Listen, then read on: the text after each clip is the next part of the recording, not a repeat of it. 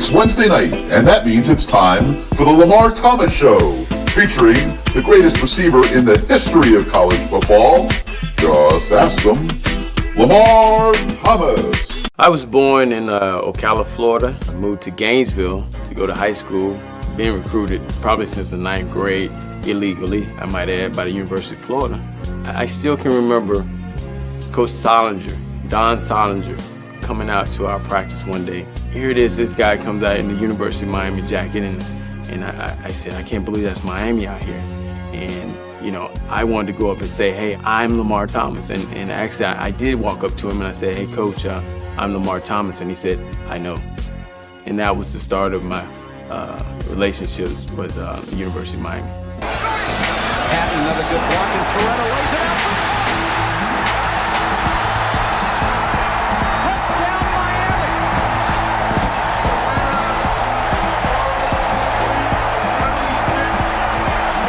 Miami. You come down here, you'll be on TV every weekend, dominating. I thought about it. I said, man, where do I sign?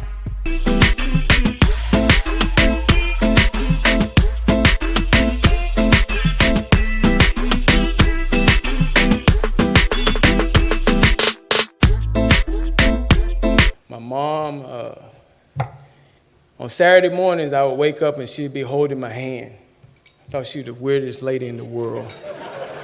But she was holding my hands and she would be rubbing them and saying, one day these hands are gonna make you a lot of money. She was smart.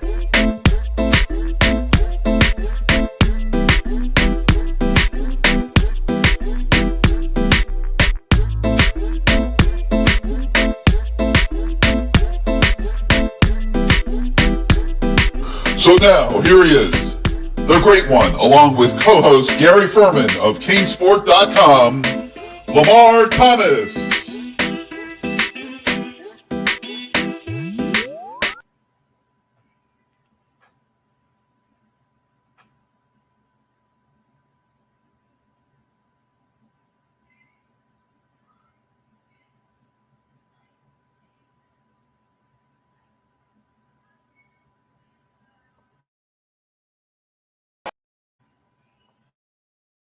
Party on Friday night, and I'll tell you, the Canes Nation showed up for this game like there was no tomorrow. I mean, 25,000 fans were up there.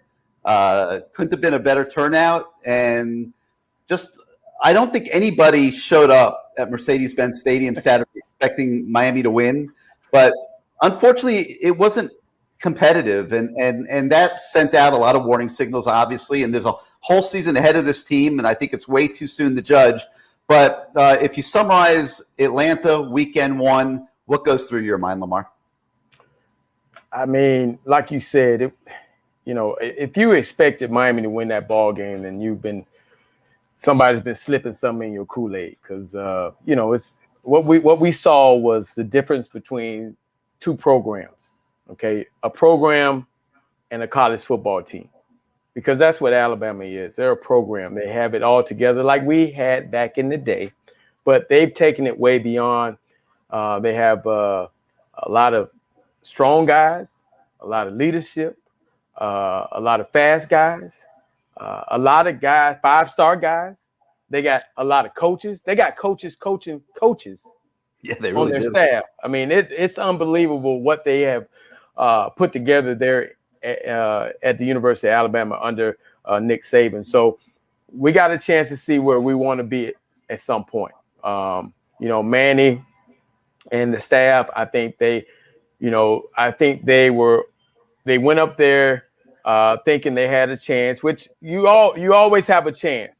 I think Mike Tyson said, everybody talks shit or has a plan until you get punched in the nose or punched in the mouth. So, you get punched in the mouth, you got to come up with a different plan. I just think that for me personally, I didn't expect us to win. I expected us to play a little better. Obviously, we have a long ways to go, but I think the schedule sets up very well for that with App State, Michigan State coming up. But, it was a butt whipping. It was a true butt whipping. by the best team in the country and with the best players and the best program. So, you take all the good, and there wasn't a lot, but you take the bad and you try to learn from it, and you just realize that you probably won't go against a team like that until later on in the season. But everything else will be a little easier, I think. All right, so the schedule gets more favorable now. Correct. But the players, I think, have a psychological battle ahead of them.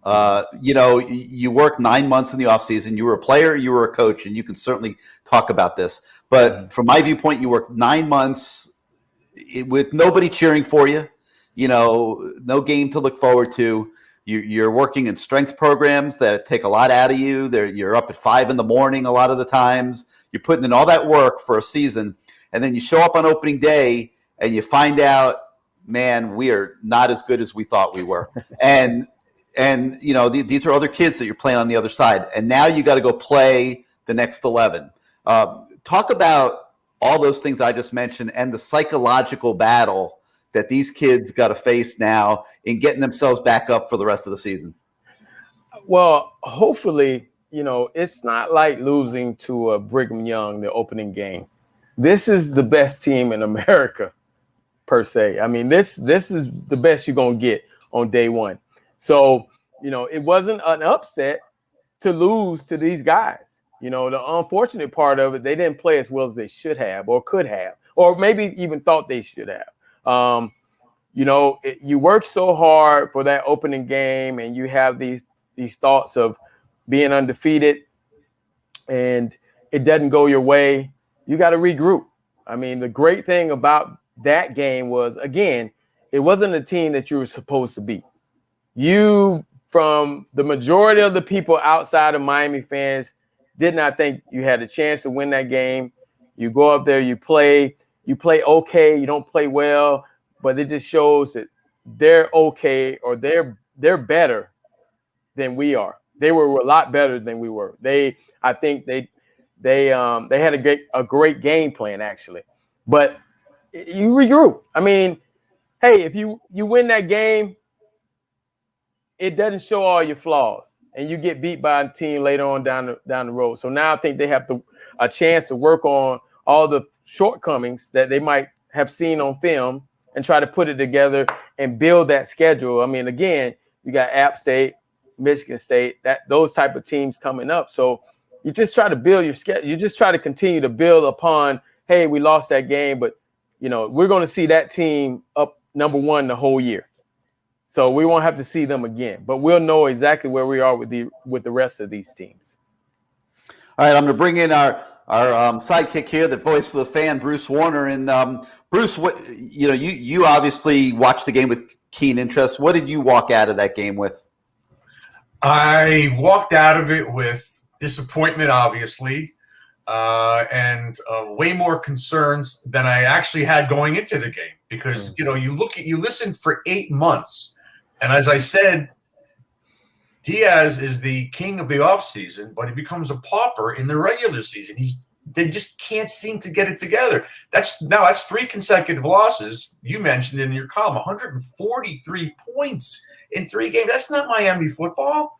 So I look at it, and you look at the difference of the talent level, and there goes your recruiting argument, Gary. That's like number one, and maybe coaching and the staff number 2. Because, we had Russell on last night. He was talking about Jimmy and Dennis, and these guys there was leadership on the field and the practices, and these guys busted their asses, and the competition was fierce. Lamar knows all this. And it was like, okay, so what happened in 8 months that you had to get ready? So I remember a few years ago, Gary, we went to the bowl game against Louisville in Orlando. They got smoked.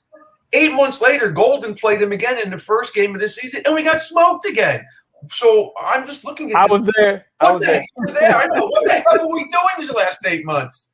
I could see if they're not as physically strong, if they're not as talented, but there were so many things that have nothing to do with that. Play calling, tackling, still with the bad angles.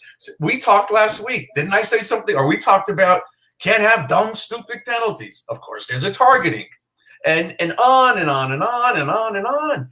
And then, what happened to the right tackle? Scaife was bad. Williams, I don't even know if he got in the game. I thought he was the backup on the left side.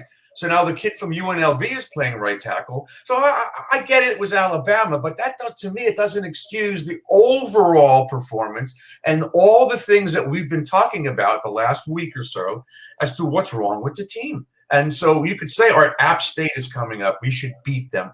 Yes, but they're well coached. They might not make dumb mistakes. They may not, hurt themselves. And then you got Michigan State. I don't know if you saw them beat Northwestern at Northwestern, but they throttled them. And Northwestern's supposed to be an 8, 9, 10 win team. So, you look at this and you say, well, we got North Carolina in a couple of weeks. Hey, we got to get past these guys. We have to get past these guys. So when you talk about this entire season to evaluate, if they lose to Michigan State, they struggle with Virginia, and then they get smoked again by North Carolina, somebody's better start thinking ahead. I don't know how you could play the rest of the games after these performances. So I think it has to happen quickly. We have to see a better performance this Saturday. Otherwise, I don't know where we go with this team. But there's a lot But they got to go 1 week at a time. Of course they do. You're talking about Virginia already, and I understand the concerns. But like right now, they just got to look at Appalachian State, Lamar, and we talked about the psychological battle. Having the rebuild confidence. The coaches have to bring this team back this week. What do you think from a coaching? Put your coaching hat on for a second, and what do you think is going on at Green Tree this week as Manny Diaz and the staff try to just rebuild the psyche of the kids? I think the most important thing that they have to let these kids know and understand, that's the best team in the country. That's the best we're going to see. There's no doubt about it. They are, and they have to convince these kids that, okay, now we take again our faults and the good, and we build upon what we saw in last week's game. And we have a favorable schedule coming up, with the App State, Michigan State, before we get into the bigger, the teams in the ACC. So it's still a win-win situation for them. Again, if they go out and win, they probably don't tackle their faults. I mean, if Alabama didn't show up at the stadium, I mean, they get the W and they don't tackle any faults on that, and they just move on. And then App State or Michigan State beats them because they're not prepared. But I really, truly think just by Manny's demeanor, they should be okay. They should be able to go in there as coaches, get that locker room corrected. And why would you fall apart right now? It's the opening game of the season. Again, outside of that locker room, not too many people thought they had a chance to win. So it's still them against the world. And you just put it together and you have a great showing against App State. You play more consistent. You play with fire. You finish plays. You don't make dumb penalties. You just make plays and you have fun doing it and in front of your home crowd. I think if they do all that, they move on to the next week and they're ready for Michigan State. So something that we heard in some of the post-game conversation and stuff was that they didn't feel we'll talk from an offensive standpoint, that they could run their base stuff and deal with Alabama's athleticism, and that maybe they tried to put a little bit too much in the game plan. And they had receivers who were supposed to run, say, a 20-yard route, running at 12 yards. And those were the type of mental errors that they were trying to fight through during the course of the game. And when you got these Alabama defensive ends coming down on your quarterback and he's expecting the receiver to be 20 yards down the field and he's only 12, that can discombobulate an offense real quick. Talk about that a little bit, Lamar, from both a player and a coaching standpoint. You're trying to scheme. You're trying to go into a big game with enough in your arsenal, but maybe you get a little too ambitious. Well, you get out of your character. Going back to when I was coaching at the University of Kentucky, Eddie Grant, we were playing against Alabama. We were game planning for him, and he wanted to watch all the blitz tapes. I said, bro, why are we watching the blitz tapes? We need to get ready for the 4-man blitz, the regular every down blitz, because let me tell you something. Their guys are better than our guys. Their 4 defensive linemen are better than our 5 offensive linemen. So don't worry about them adding it on because that just means you piss them off. But trying to do too much, trying to think ahead. You got to go in the game doing what you feel comfortable doing, what you're good at, not adding something on. And Bobby Petrino was really good at that game planning. He didn't want to change stuff just to fit this team. He kept saying over and over, we're going to do what we do best. And we're not going to change that. They have to stop us. And so when you have that mindset, your kids play faster. They play with a lot more passion. They know it.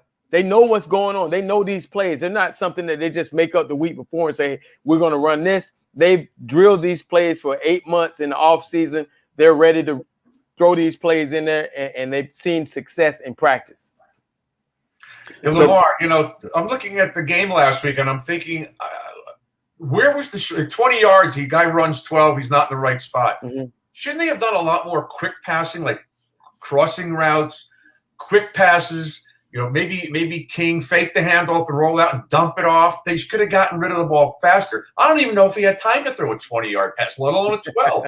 No, I'm serious. No, you're right. The guy's cutting off his route, but maybe, he doesn't have time to wait for these guys to get 20 yards down the field. Well, he's also getting jammed in his throat because, they're very physical. The SEC, again, I've said it time and time again, is a very, very physical conference. They know they have big guys, big uglies up front. And so with that being said, on the outside, they jam, they hold, they just try to knock you off your routes. And, it's borderline. You can get arrested for some of the stuff they do out there, put it that way. I just think that, it really showed, though, again, it showed how much of a gap there is between the programs. That's just being blunt. There's a huge gap. Besides the fact that we have all this nice stuff. We're Miami. We got the turnover chain. We got Palm Beaches and boats. Coaches pulling up on boats and all that other stuff. It all really boils down to you got to win ball games, dog. All that other crap. Hey, we wore 2 jerseys. I hate bringing it up. We wore 2 jerseys, orange and white, white and orange. We didn't have all that. But again, simple. It wasn't about the show. It was about winning ball games. We wanted to win ball games because we understood it brought more attention to everybody on that team and the whole program. So I have a quick question. Do you really believe, and this might not be fair, that these kids trust the staff? Whoa. You can't really – I don't know yet.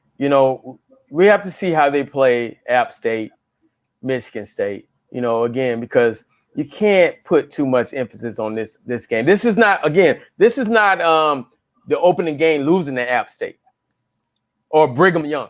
I go back to my time, losing to Brigham Young because you're supposed to win. This is the best team in America.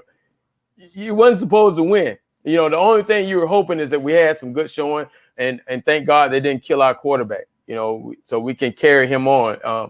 That's one of the things I was worried about because,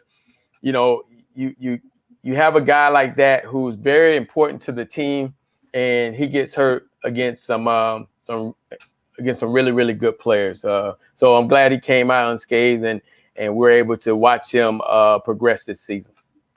So you talked about the big gap between Miami and Alabama as we wind towards putting Alabama to bed. How does the Canes fan? How does the alumnus? How does the board of trustees, how does everybody kind of reconcile that? And I feel like at some point somebody has to define what Miami football wants to be going into the next decade, say. I have a hard time processing just what you're supposed to make of that big gap. Well, the gap is closed when you win. You got to win ball games. It comes down to winning and not the show and all the other stuff. But, you just look at today, we got an alumni group, and we're basically just telling each other, hey, man, let's just stay the process, watch the process, play itself out. There's no sense in bashing this team, these kids, this coaching staff. because again, they were going up against the best team in the country. Okay. And let's just see where it goes from here. I think that everybody should be in the wait and see.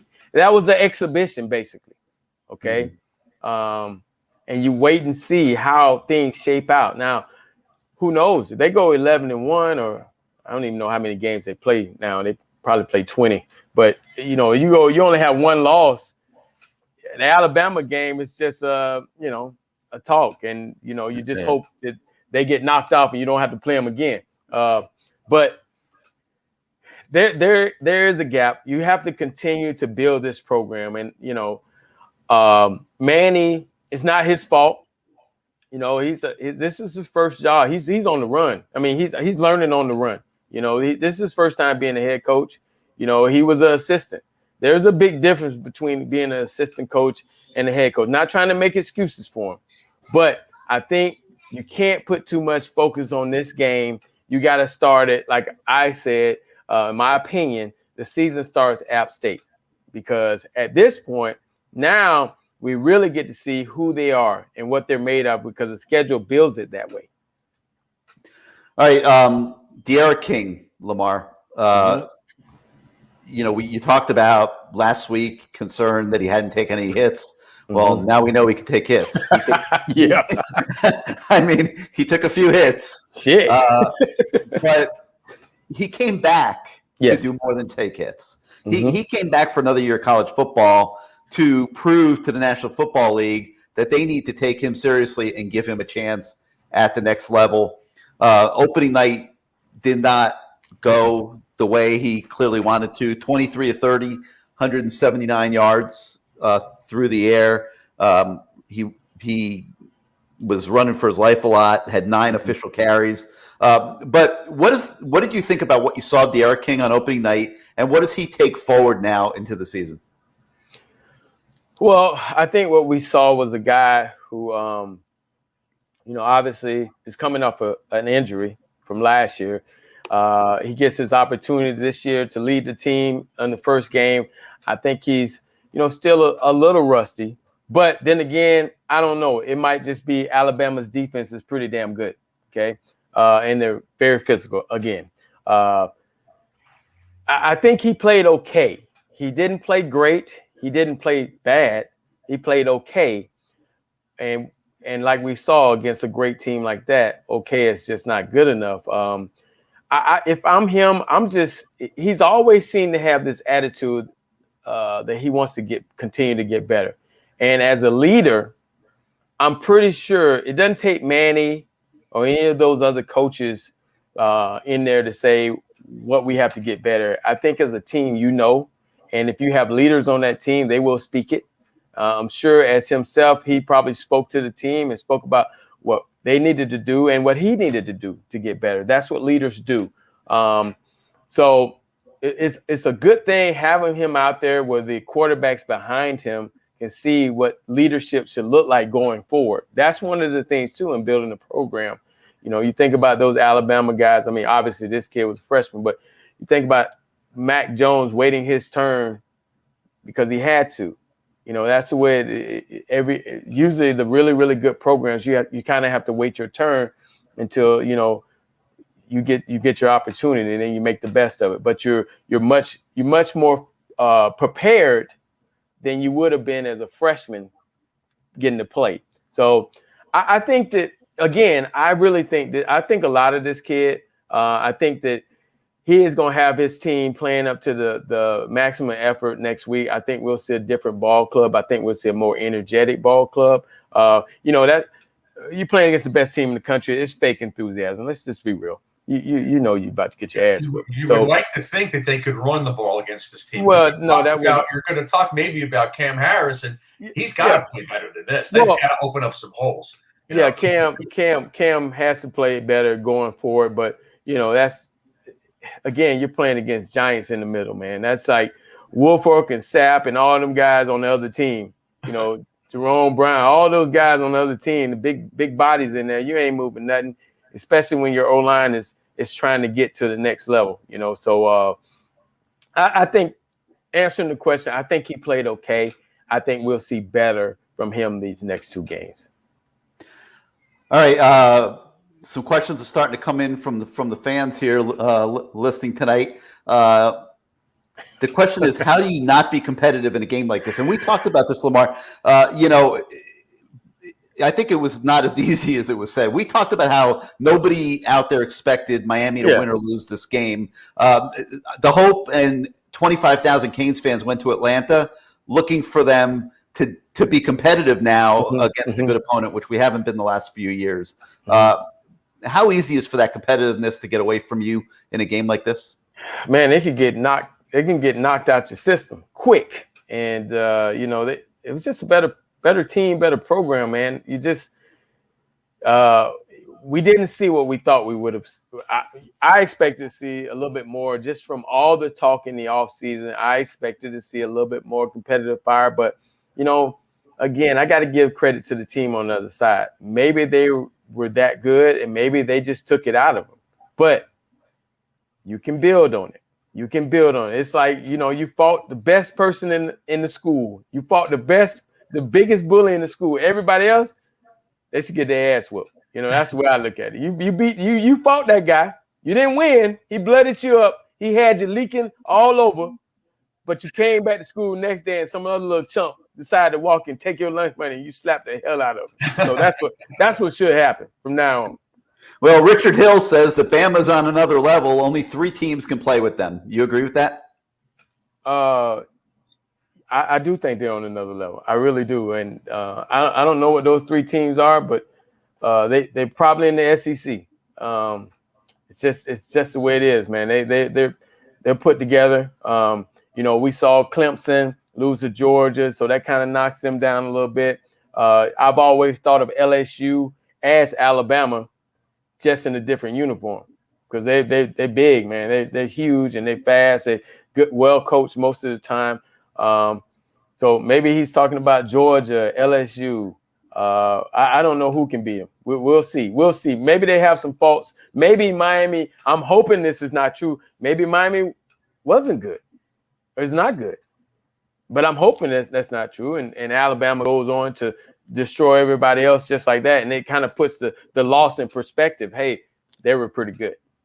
And guys, we'll throw something else. Randy Forbes says to think a quarter of Bama's roster would have gone to UM back in the day. And that goes back to what I've been saying for years now. It starts and ends with recruiting.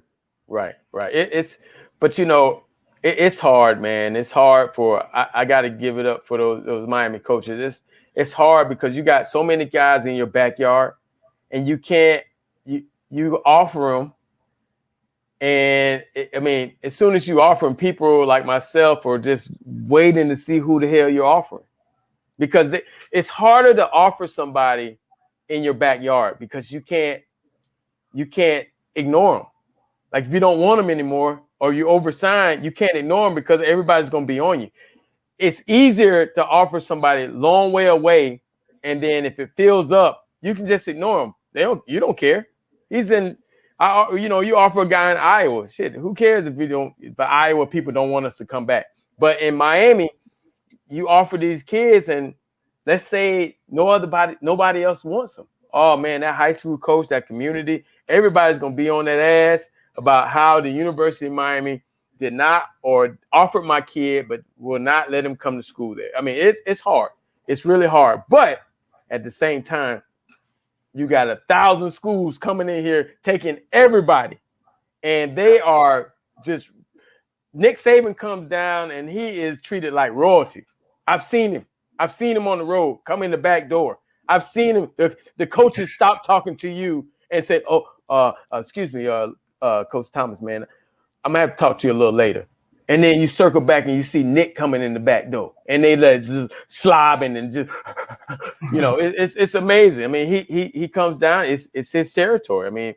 Obviously this game, if Miami could have pulled it out, would have gone a long way. But it's still Nick's town. It's Nick's world, really. All right, Lamar, we got a guest that's popped into the studio that I'm going to bring on in a second here. But we talked about you were in Atlanta Friday night for the All Canes party, and it was quite an affair. I'm going to pop some video. Hey, what's up? So we got Mel being out. So over here. We got the Canes over here. We got the Canes over here. Bama, beat up, Bama. If you ask if we gon' win it, we gon' ask them. Beat up, Bama. Beat up, Bama.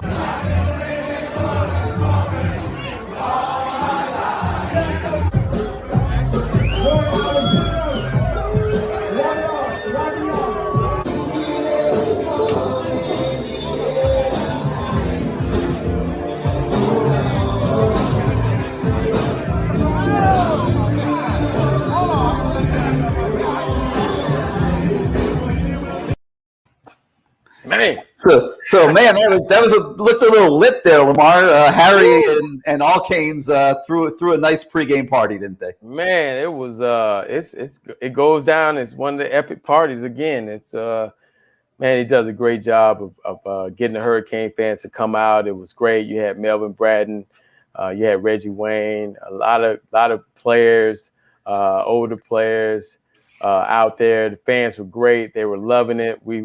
Everybody was feeling good, probably until Saturday morning. They woke up and said, "Shit, I drank too much, or we got to play Alabama." So, but hey, it was a great time, and Harry did a great job of putting that all together. All Canes is #1 in throwing parties, not only in gear, not only in all the clothing, not only in all the service.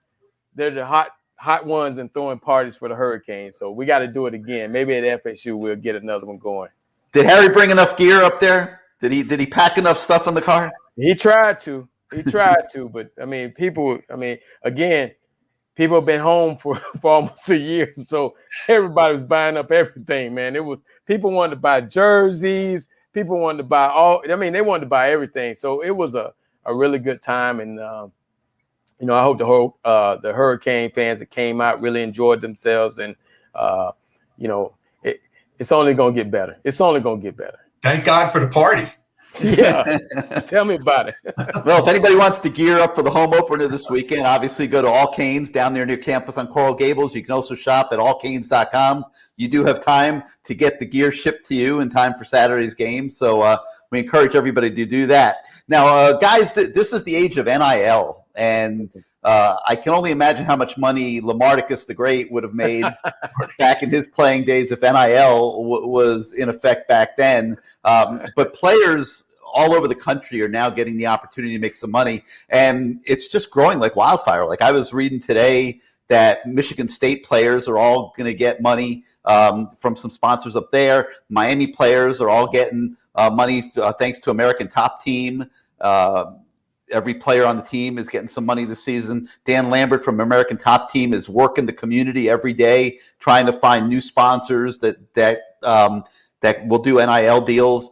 We at CaneSport have gotten involved in some NIL things. We don't, have the massive budgets of some of these companies, obviously, but we're doing blogs with players. We've got some other projects in the works that we'll be announcing real soon, supported by the law firm Gonzalez Cartwright and the fan community of CaneSport.com. So there's a lot going on with NIL, and that's a great segue to our first guest of the evening, who's in the house, and that's Mr. Robert Bailey, a guy that was watching that Alabama game the other night, and he wanted a piece of that Alabama passing game, I can guarantee you. But don't short him. Hey, don't short him, man. Two-time world champion, and the longest punt return in NFL history. How about that? But he's working harder than ever. I really appreciate you guys for having me on. Oh, Robert, it's been great watching you working behind the scenes on this NIL with Rosenhaus Sports. You're representing some of the players, and I know you and Drew have added staffing to the agency to work specifically with NIL in the future. So why don't you start this conversation off by talking a little bit about the NIL opportunity for Rosenhaus Sports, the players, and also, I guess, the companies that are working with them. Well, NIL is basically, in layman terms, it's marketing for players. Players are in all sports, in collegiate sports. It's not just football. But all collegiate sport players are able to really brand themselves, name, image, and likeness, NIL, the acronym for name, image, and likeness. And these players are now making money and doing endorsements, getting sponsorship, in any possible way that you can think of under the umbrella of marketing. College players are making money. For probably a year, as NIL was talked about for a year, as it's come in, July 1st was the big date. There was a lot of skepticism on whether these guys and girls in college were going to make money. The one thing we all underestimated was that everyone around the country is connected. We lost him. I'm sure he'll come back. He'll come back. Yeah. Lamar, we did NIL deals at CaneSport with a couple of Robert's clients, Mike Harley, Tyreek Stevenson, and it's really been an amazing experience for us to get to know these kids better, get to spend quality time with them, work with them on their blogs so they can tell their stories. And the thing that we found in these first few weeks is they are really into it, Lamar. Like they love being able to tell their story and have it come out the way they want it to be. And we work with them. We're trying to build their brands. We're trying to present them in a light that will help them down the road. And it's really turned out to be great. And it just makes you wonder, like, why did it take college football and the world in general so long to embrace this and get into this world? Because I think everybody was trying to make that money, on the college football players. Money's been handed out for centuries at some schools. I won't say which ones, but they've been handed out for centuries. And now, now everybody gets a little piece of the pie. I think it's right. I think it's good for college sports. Robert Bell and I had some conversations, and the one question and one thing I've been worried about, and we talked about it, was it's a good thing they're making money, but you also have to teach these kids what comes along with making the money. You got to file your taxes. You got to make sure you're on top of all that. You can't make all that money and not pay, because Uncle Sam, everybody else is firing, and Uncle Sam is hiring. So I'm back, just guys. for that reason. Hey, man, we knew you was coming back.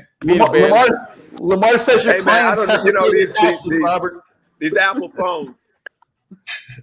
Lamar says your clients. Just to continue.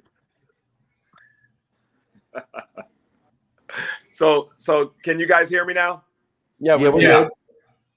Okay, so just to finish what I was saying, everyone's connected to a college. The landscape of college football as we learned, is so much greater than the NFL. The NFL has fans, but the fans in college football are diehard fans. They live and die for their colleges. A lot of these college graduates have gone on to be CEOs and executives for Fortune 500 companies, and spending money at their college to college players that are playing football, basketball, women's sports. It has just blown up. The NIL in college sports has just blown up. It's actually bigger, more widespread than the NFL. It's been a huge success for college sports. And I just wish that this would have came out, 30 plus years ago when we were all playing football. How much money would Lamar have made? Lamar would have made a lot, because he was very flamboyant. Lamar was loud, which is what's good for entertainment. Lamar was the entertainer. He still is. Yeah, what? He still is an entertainer. That's why he's doing, media, and he'll always be successful. But that's what this is all about. It's about who's going to be seen, who's going to be heard. Muhammad Ali certainly had the right formula back then. Imagine if social media was around when he was around. It would have been crazy. Do you guys sense any jealousy on any of these kids when they see somebody making a lot of money, like Bryce Young? Was it $1 million already, Robert? We thought that would happen. But what's happening is a lot of the guys on these college teams are really looking out for the other players.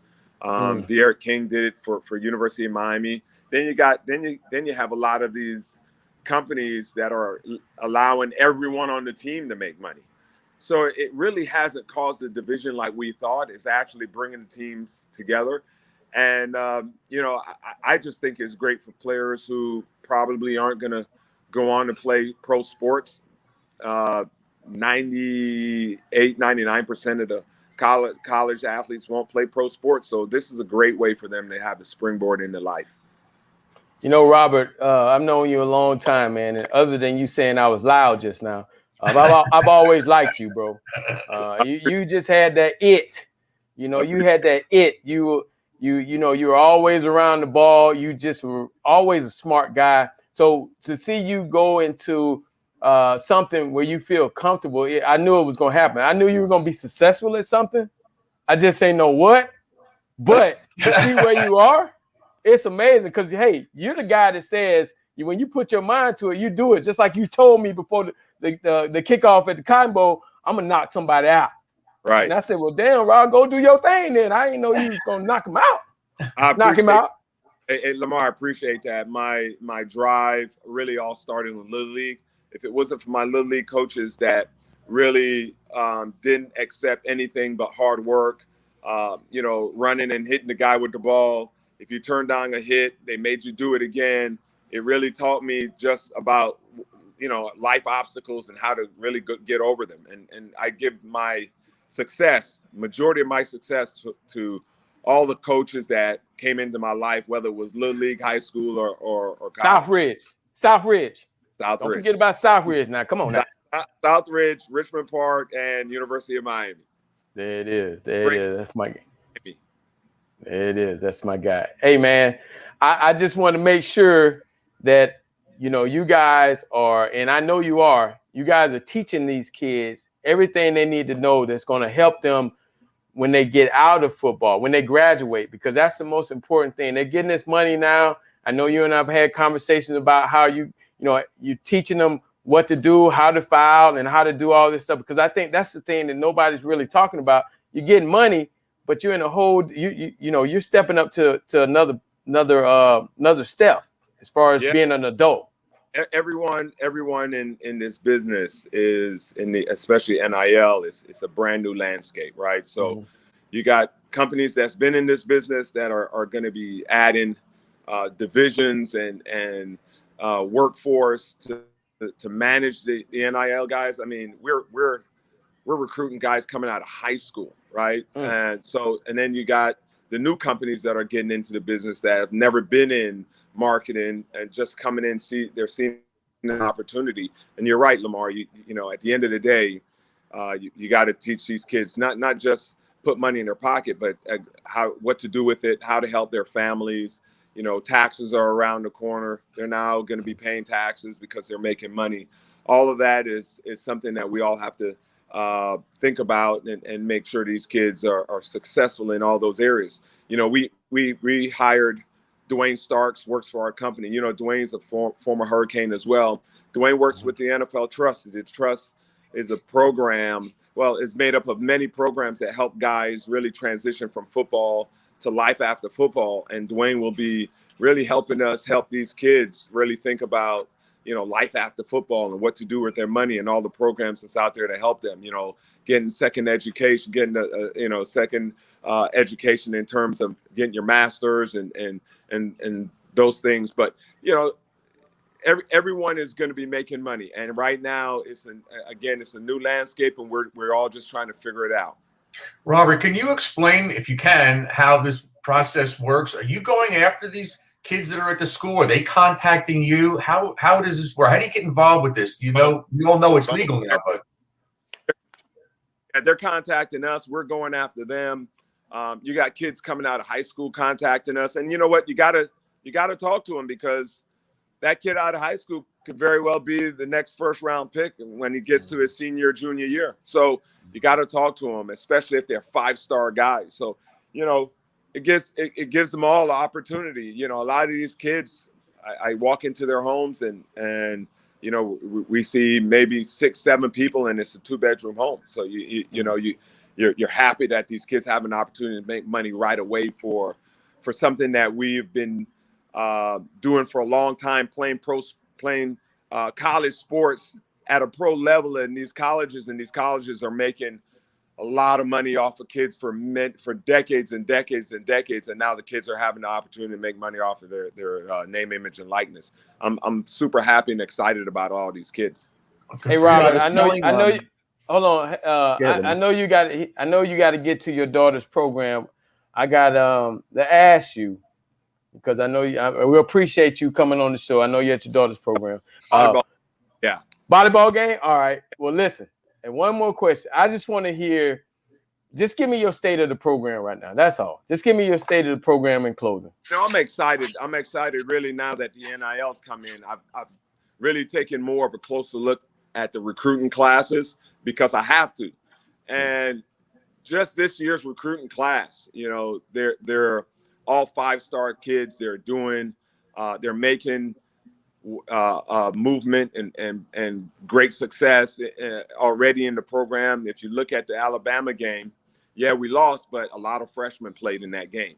And that says something about what the future of University of Miami is. You can't really rank University of Miami you can't use that as a measuring stick. Alabama is like an NFL team. And so I think it's going to take some more years for Diaz to continue to have the recruiting classes that he needs to have. These kids are all a lot of Miami kids are at University of Miami, which means that they have the connections in the community to bring more Miami kids. And hopefully in the next coming years, hopefully by the end of this year, we see progress that we can hold on to for the future. All right. Well, I appreciate it, B. the Bailey, man. Thank you so much for coming on tonight, man. On you know, Bruce, Gary, it was great being on. And, you know, anytime you guys need me to come on, I'm on, man. I appreciate you guys for having me. I appreciate you coming on there. The knockout. Hey, tell Drew I still got a couple more years, man. Sign me up. All right. God bless you all. Robert, thanks for coming on. We'll have you again. Thank you. Thank you. Robert Bailey. Boy, he's made a great career for himself, Lamar, working with Drew Rosenhaus, and you can see the growth in him, how, you know, he's now involved in marketing and all kinds of things, and really kind of epitomizes former players and former athletes finding careers for themselves after football.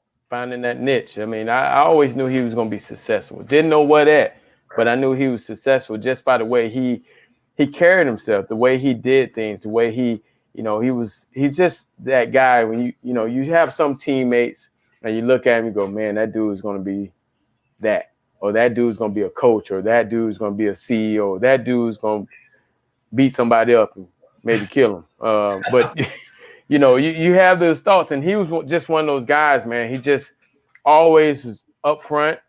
He loved to compete. You know, I think that's where he came from. He talked about Little League and Southridge. I mean, it's just competition all the time. And I mean, him and Randall Hill used to go at it like they hated each other every day. Now, Robert didn't run a 4.3, but he tried to cover him like he ran a 4.3. They were battling. They would go one-on-one for cars. Cars, man. So if you lose the one-on-one battle, you got to give up your keys for like the weekend. I'm like, Jesus. I mean, but that's how competitive they were, man. They just made each other better. He always was trying to make everybody better. He would say, "Hey, I'm gonna take it out on you today. You got to show up today." I said, "All right, let's go." You know, that's just the way he operated. Not a big guy, but he had a heart of gold, and man, was he mentally tough. He was tough. I just wonder, Gary, maybe, and if you don't want to talk, it's fine. I wonder what the crossover is with what they're doing and becoming an agent for some of these guys. Well, there's no doubt about it. This crossover, you know. Yeah, I think right, Lamar. There's a lot of crossover. There's a lot of crossover. I mean, because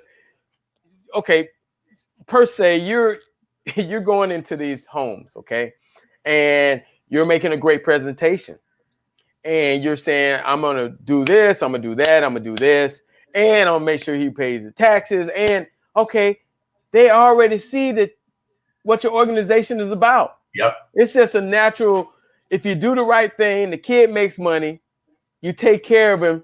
It's just a natural progression to walk through the door. I mean, the only good thing about it now is these agents, I'm not saying that Rosenhaus, I'm just saying all agents per se don't have to give out money now, because guess what? The companies are doing it.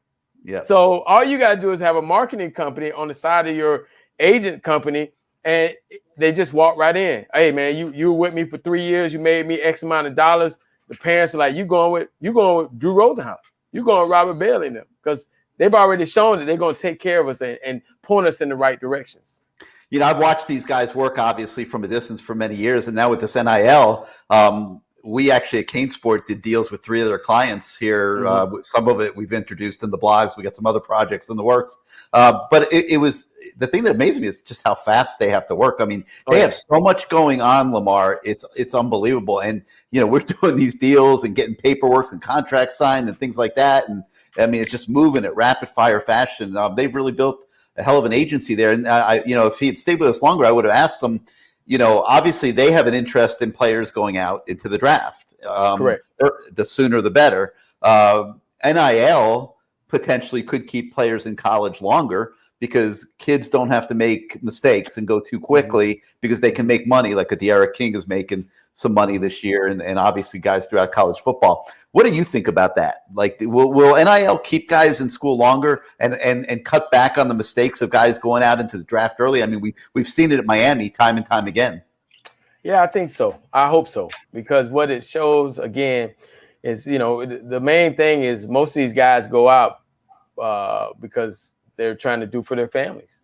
And, you know, now you can still do for your family and still get your education and still build yourself so you'll be more prosperous on the next level and have more to offer the NFL. So you're actually making the stakes go higher if you do it the right way. I think guys are now say, you know what? Look, I'm making I made 200 or I made 100,000 last year in college. Maybe I should stay and make another 100 and just build it up a little bit more and get my draft status up a little bit more. I mean, the only downside of that, obviously, we always know injuries, but I think it will keep some guys in that and not force guys that literally know that they're the mid-round picks. You know, they know they're mid-round picks, but they're looking at the cash going, it's worth a try, you know.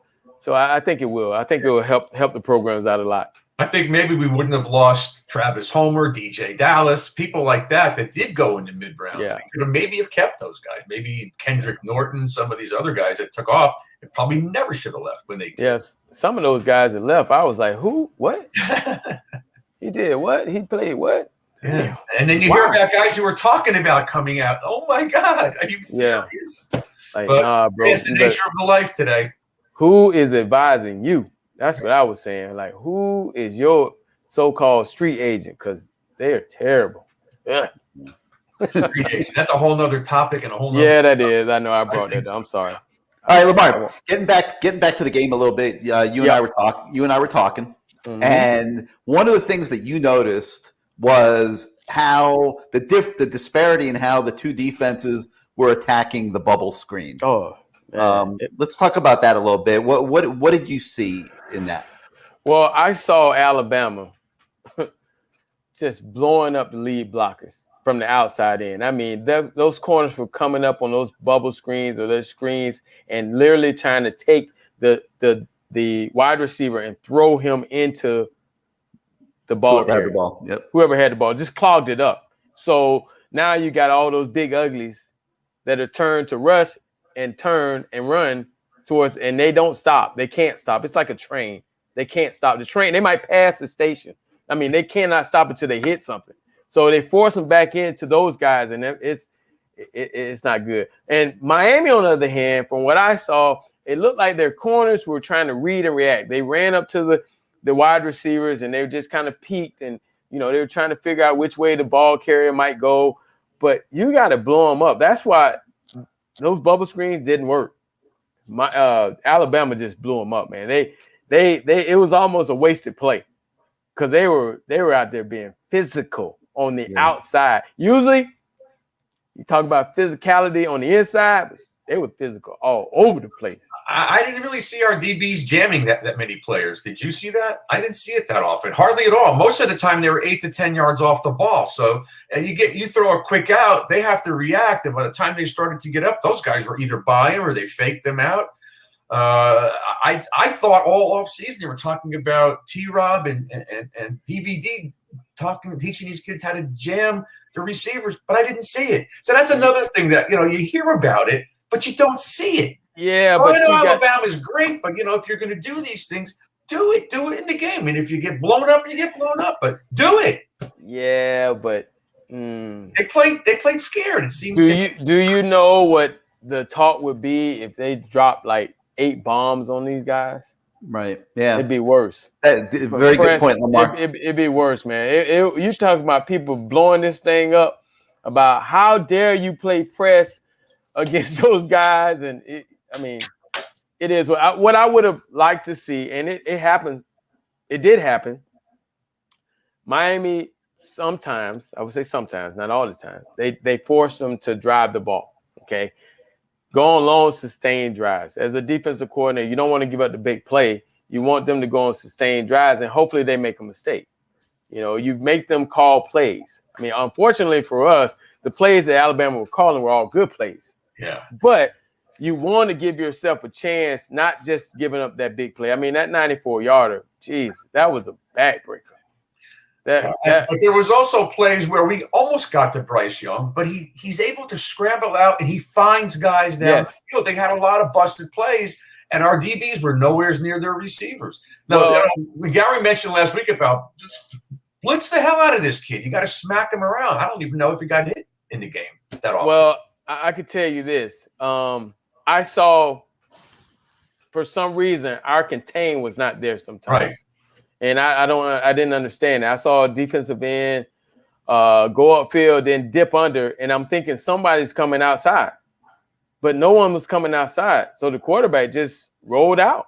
There was nobody. It was almost like they were doing their own thing. Or maybe somebody was blowing the game. Somebody didn't get the twist. Somebody didn't, something happened because we had some areas on that D line where guys were not containing the quarterbacks.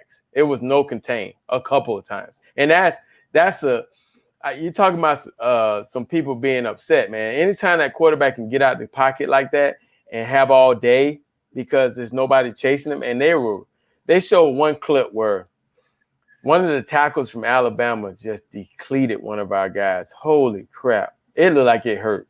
It was on a double team. It was like a chip block. He was with another guy, and the tackle said, I ain't got nothing to do. Bam, and hit the guy, knocked him to the ground. They were just physical. I hope it's a lesson learned for those guys that went against the University of Alabama on Saturday. Yeah, and then if you look back at the North Carolina game, they were getting to the outside with their running game because our DNs were just pitching in. Phillips, Roche, they were just coming in and they were just turning the corner. So I don't know what they learned because that game was supposed to be what they looked at to see how do we correct all these mistakes. It's supposed to be somebody's supposed to take – everybody has their gap. Right. Everybody has the gap. And the breakdown on defense when somebody does something wrong because most defensive coordinators draw it up where everybody has their gaps. And if a guy goes inside, somebody's supposed to be replacing him to the outside to kind of throw you off because you're thinking, oh, nobody's out there, there's somebody coming. But there was nobody coming. And I didn't understand that. But, these are things that can be cleared up. The next team that plays us will probably try to get outside the pocket, and we'll see what happens. Hopefully, Manny has the right defenses called and has contained. Talk, Lamar, but let's talk more about this because you could write a book on this. No, he really could. The cornerback, the decision whether to have the cornerbacks play press coverage and jam at the line of scrimmage, and what that does and doesn't do to the passing game. You mentioned that when you do that, if you don't get the clean jam at the line, Mechie's going and flying right by you. And, obviously the Williams was another one. You could see the speed these guys have. On the other hand, if you're letting them run free through the secondary, they're hitting that 94-yard play. They're getting 10 yards at a clip. As a coach, the dilemma that coaches go through when they're game planning on what approach to take in that regard. Well, when you have, again, like I stated earlier in the show, when you have guys that that have a really good D-line, you can take chances. All they're looking to do is disrupt your route running. They're looking to disrupt it. And hopefully your the pass rush will get there. You take a chance. You take a chance on, again, we saw when the guy went running down the field, we had no one to catch him. So if you go press 9 out of 10 times, he's going to get you at least 3 to 4 times because he's already shown he's a lot faster. And I think when you're upstairs in the box or when you're watching film, you can see that. And you say, hey, man, we got to back up a little bit. We can't take a chance on this guy going deep because, again, that's the easiest way. That's the easiest play call, okay? Make them call plays. Make them change it up. Don't just give them that free run. Well, it was – I couldn't understand why back in the day somebody wanted to try to press Horace Copeland. I didn't understand that. Like, what did you not see him – or Kevin Williams? I didn't understand that. Like, what dumbass – who's your defense? He should be fired. How about Lamar Thomas? No, not that guy. I just showed up every now and then. But those two guys, I would look over and go, what an idiot. Like, what are y'all thinking? Like, but if somebody went to press you, what went through your head? For me personally, I was like, oh, man, you're in trouble because, I just felt like, I got you right where I want you. You're side by side with me. I can out jump you. I might not be able to outrun you, but I can out jump you. And so with the press, I just felt so confident that from what we had to go through in practice with all those guys, all those good corners through the years trying to press me, I learned so much that eventually it's going to catch up with you. Like Clifton Abraham, turned out to be a really, really great corner in college. He just made that one mistake. They were impressed. And I was like, holy crap, this is what I've been wanting.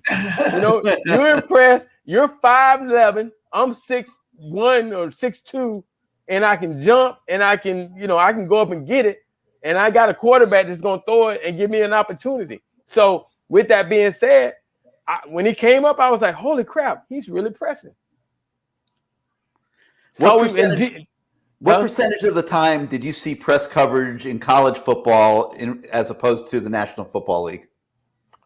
Oh, National Football League was a lot more. A lot more, right? Yeah, it was like 80% press. I mean, they want to see what you got. The guys, it's all about challenging. They want to be on the island, you and them, and they want to try to disguise things. In college, they were so afraid of, again, they wanted us to call plays. They didn't want us to hit the deep balls. They wanted us to call plays, and hopefully we made a mistake or something. And that was smart. Make them work the ball down the field, call plays, and eventually, hopefully, maybe they'll fumble a snap. Maybe he'll overthrow somebody. But when you give them a chance at press, it's hit or miss, and most of the time we hit. But in the pros, you see it on Sundays. It's press. Everybody's up there in press, and they're press and disguising. They might come up looking like they're in press man, but they're really in cover 2. Is that because the DBs are stronger, more physical in the National Football League? There's more of them? I think they're smarter. I think they've learned, and I think the coordinators are have a lot more things to them, and I think the safeties are a lot better. Every now and then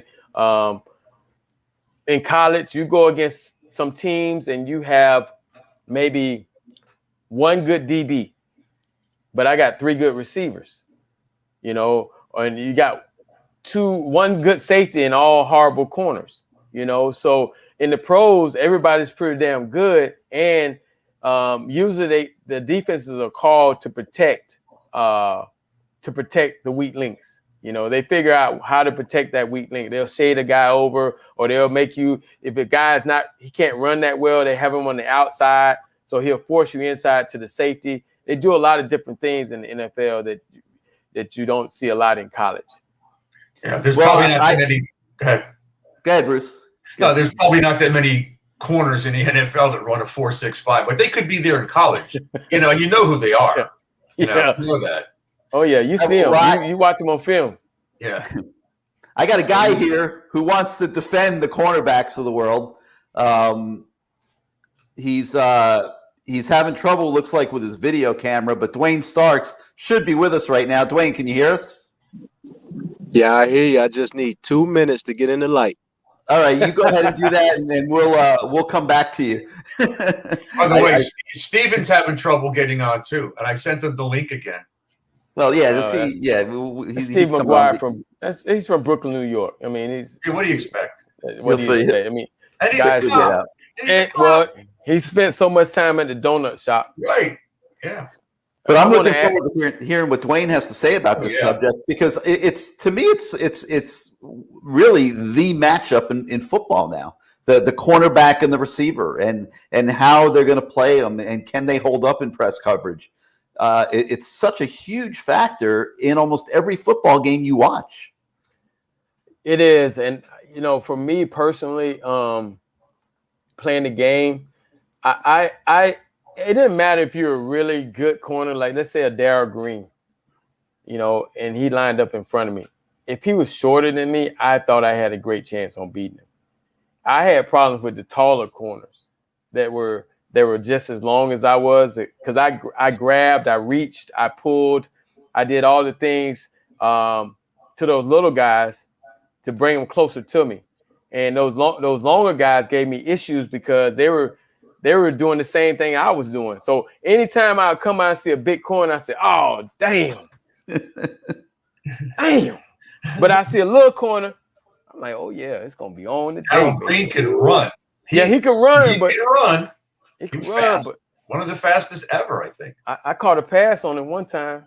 Yeah. And I let him know it too. Did he have on you? Well, I caught a hitch. Oh, okay. I caught a hitch, and I was like, "Man, I can't believe I caught a pass on you. You Darryl Green. Wow." He was like, "Yeah, that'll be your last one too." Hey, how much did you get to watch Tyreek the other night? Talking about corners, big corners. What did you think of the way he played? I mean, he led the team in tackles, had 9 tackles. In fact, Lamar, I think the top 4 leading tacklers on the team were defensive backs. Not good. But what did you think? What do you think of what you saw of Tyreek the other night? I like the fact that he was physical out there. I mean, his name kept being called. He was physical. He's a big guy. I mean, he would have fit well in the 2 and play it days, because he just sit out there and bang them up, bang receivers up, knock them off their routes, and make tackles if you run to the corner. And that's basically what our defense was back in the day. The thing's going to be when teams try to isolate him and try to get him in man-to-man coverages, and you have to see how he is able to thrive in that, because being a bigger guy, it's a plus and negative to it. The plus is you have long arms and you can make plays, and you have a big knockdown radius. The downside is they're not really fast most of the time. Or quick. So you go against a little fast, quick receiver. He might be able to get you at the line. They'll be able to make up speed if it's a bad throw, but if it's a perfect throw, it's pretty much all she wrote, buddy. Well, one of the reasons that Tyreek came to Miami was for the opportunity to play outside. When he was at Georgia, Kirby Smart made him play in the slot. In the slot, yeah. And that's because they're so physical in there running the ball. That's almost like another linebacker slash, or maybe like what Miami calls the star, or what they call that one? Striker. I'm sorry, the striker position, where you're in there, you're down in the box. You're making plays. You're big enough to come up and run support. When they do run those off tackle plays, you're able to fit that gap. You don't want a little guy in there who gets run over. You want a bigger guy in there to try to make you say, "Nah, we're not going to run that off tackle play because he's going to get that gap." Is my guy ready? Dwayne, let's talk about this. Dwayne, let's check up on Dwayne. Dwayne, are you with us? I'm with you. Where's your camera? He's in the You don't dog. see?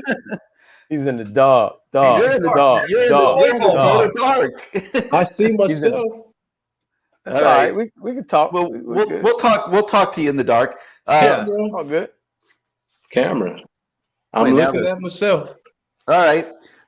Well, talk to us a little bit about this subject. I don't know if you've been listening to us, but we're talking about the concept of cornerbacks playing receivers in press coverage and the decision on whether to get in their face and man up or drop back in coverage, and the impact or lack of impact it might have had in the game on Saturday.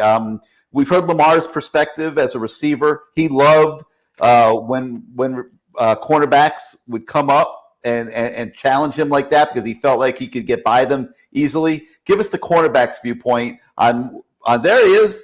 There he is. Give us the cornerback viewpoint. I didn't change anything. I just you turn the light on. He paid the electric bill. Yeah.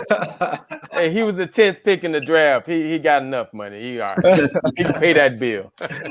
Yeah. I mean, to your which part of the ball? You as a corner? Yeah, as a corner. I was just talking about, for me, I love press coverage. Mm-hmm. That was as a receiver. I loved it. I saw a lot of it in the NFL, more than we saw in college, obviously. But in college, those guys are out there. If they do go press, it's kind of for a disruption. They're trying to make sure they disrupt your route. It's timing, yeah. It's timing, disrupt your timing. That's what it's mostly what it's about. A lot of them can't run, but if they have good enough footwork and good hands, they can deter you from throwing those fade routes or those fade stops or whatever they call them now. Right. First off, I mean, anytime you go man to man, it's mostly some type of blitz, right? Because we want to hold off the receiver as long as possible, or to disrupt the timing of the route because we blitzing someone on the inside, blitzing one on the outside, or either running the offense, a defensive twist, or some type of stunt, right? So that's one of the main purposes of running man-to-man press coverage. I mean, I've seen man off if you're playing man-to-man and you're off 6, 7 yards, 8 yards, or whatever that may be. It's based on down and distance, and it may just be one guy blitzing. It may just send one guy on the outside to see if he can get around and miss block or whatever, but just to disrupt the timing, just to get to the quarterback. But you got to be able to play within those 7 to 8 yards. That's one of the main things when you're playing off. And if it's 3rd and 10, of course you can still play man to man, but you're just playing it off. You're not expecting to get beat for the 10 yards. You're expecting a 7-yard catch, make the tackle, get off the field, So that's one of the things about playing man-to-man in the off technique or man-to-man in press. You want to be able to disrupt the timing and definitely impress. Dwayne, the thing that started this conversation was we were talking about all the bubble screens in the game on Saturday, and Lamar was pointing out how Alabama's cornerbacks, how physical they were. They were blowing those things up like there was no tomorrow. Talk a little bit about that play and the cornerback's viewpoint on that. Obviously, not every cornerback is capable of being that physical. Right. I mean, if you're put in a position to be physical, then you have to be physical. One of the things that I saw is that the defensive plays or defensive calls that we were in, the first thing first, corner has deep thirds if it's cover 3. Pass first, run second, right? So on a bubble screen, you got to watch for number 2. If it's not man-to-man, you got to watch and see where number 2 is going before you react to the bubble screen. Now, the physicality of it is that they were up against some men. The way we I stood there right on the sideline, well, not on the sideline, but lower level, and watched this, and I thought I was looking at an NFL team versus a high school team. So, and I was sitting next to Warren Sapp, and he was like, their goal is to bring in fast, small guys and compete in the in the conference that we're in. But I'm like, that's not going to work against a team like this because their receivers are big, their linemen are big. I think they one of the offensive linemen had to be 7 feet. He looked like he was about 7 feet tall. So, I mean, when you're faced with a situation like that, there's not much that you can do in a sense of physicality, because we're just not that tough. And that's just being brutally honest. We're just not that tough. Dwayne, if you don't believe that your D-line is going to get to the quarterback, and I didn't think we had much of a chance unless we really blitzed, so wouldn't you play the jamming the receivers to throw off the timing, that maybe a split second to allow the lineman to get in maybe Bryce Young's face? It just seemed like it was the opposite of what you used to tell me. Okay, you watched the same game I watched. Yeah. That Alabama offense was on point. Those guys was picking up the blitz. It's not one blitz that you could have ran that they wasn't picking up, right? And the thing is, what a lot of people forget is that what you work on in practice is what you have to do in the game, right? So now you go out there, you try to run a blitz that you never ran. How are you going to call it? You can't make it. You can make it up at halftime. That's true. But what are you going to do? And that's what I saw on Saturday. It's like, okay, we sat there and we talked about halftime adjustments, all of those different things that would need to take place. But if they're not seeing the same game that we're seeing, and the guy in front is not doing what he's supposed to do, what can you do? Man, I kept on hearing, and I mentioned this to Gary and Lamar before, that they were talking with T-Rob and DVD, were showing these guys how to jam the receivers, but then it didn't happen. So that's what we were working on, and I know we didn't want to get beat deep, but it's the lesser of two evils. If that's what you're working on in an entire camp, do it in the game. I understand you can get hit with 8 bombs and lose, but that's okay, because you're working towards something that's going to make you get better. Whether you win this game or not, that's what you should be doing. That's my problem with what we heard in the entire offseason and what we saw Saturday. You know, we still got a bunch of games to go now. I know. All right. And I think Alabama might have gotten in their head a little bit. Yeah, you know? I think Gary's right. Yeah. I think what's going to happen is UM's going to come out and play against a team that's more so their talent, their size level and everything else, and they're going to look damn good. But at the same time, it's like, I'm not going to take this game here. It's almost like, let's put them up against Hercules on the first game of the season, you know? And after that, we'll see how it follows up with everyone else. And it may look good, and everyone's going to come out and say, oh, they fixed it. They fixed everything. But they got to realize that Alabama team is a damn good team. Yeah, but they got to keep playing those games, Dwayne. Do you agree? I mean, I don't think that they can dumb down schedules in the future saying, oh, geez, our program's not at that level. The onus is on the program to get back to that level, in my opinion. That's what we all talk about. For the program to get back to that level, we have to recruit those type of kids. Big, that can run. And, I mean, they was running just as fast as our small guys were running. Would you agree? Absolutely. Yeah. So therefore, you know, I tell everyone all the time, you know, they're waiting on UM to get back to the heyday. You know, like, I'm like, those days, and I hate to say it, those days are not coming until we start getting those big guys.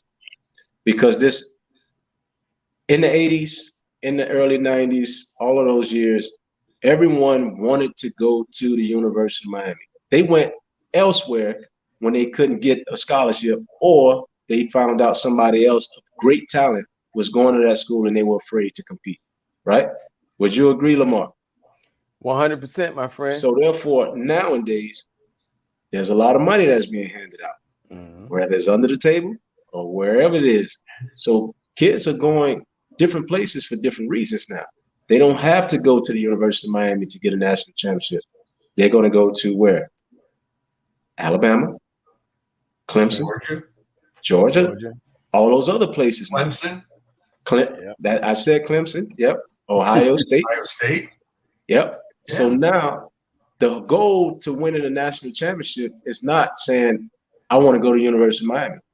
Everybody want to go to Alabama now until they get those top recruits, and then they go elsewhere.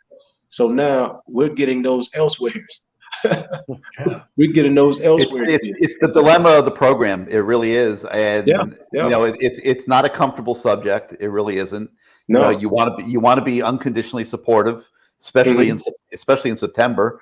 And but it really smacks you in the face on Saturday night. Yeah. I mean, that the talent disparity is enormous. And the only thing that's going to change it is recruiting. Those guys that all those schools you just mentioned, Dwayne, they're not going to start recruiting less than what they've been recruiting. Like they're not going anywhere, right? And not.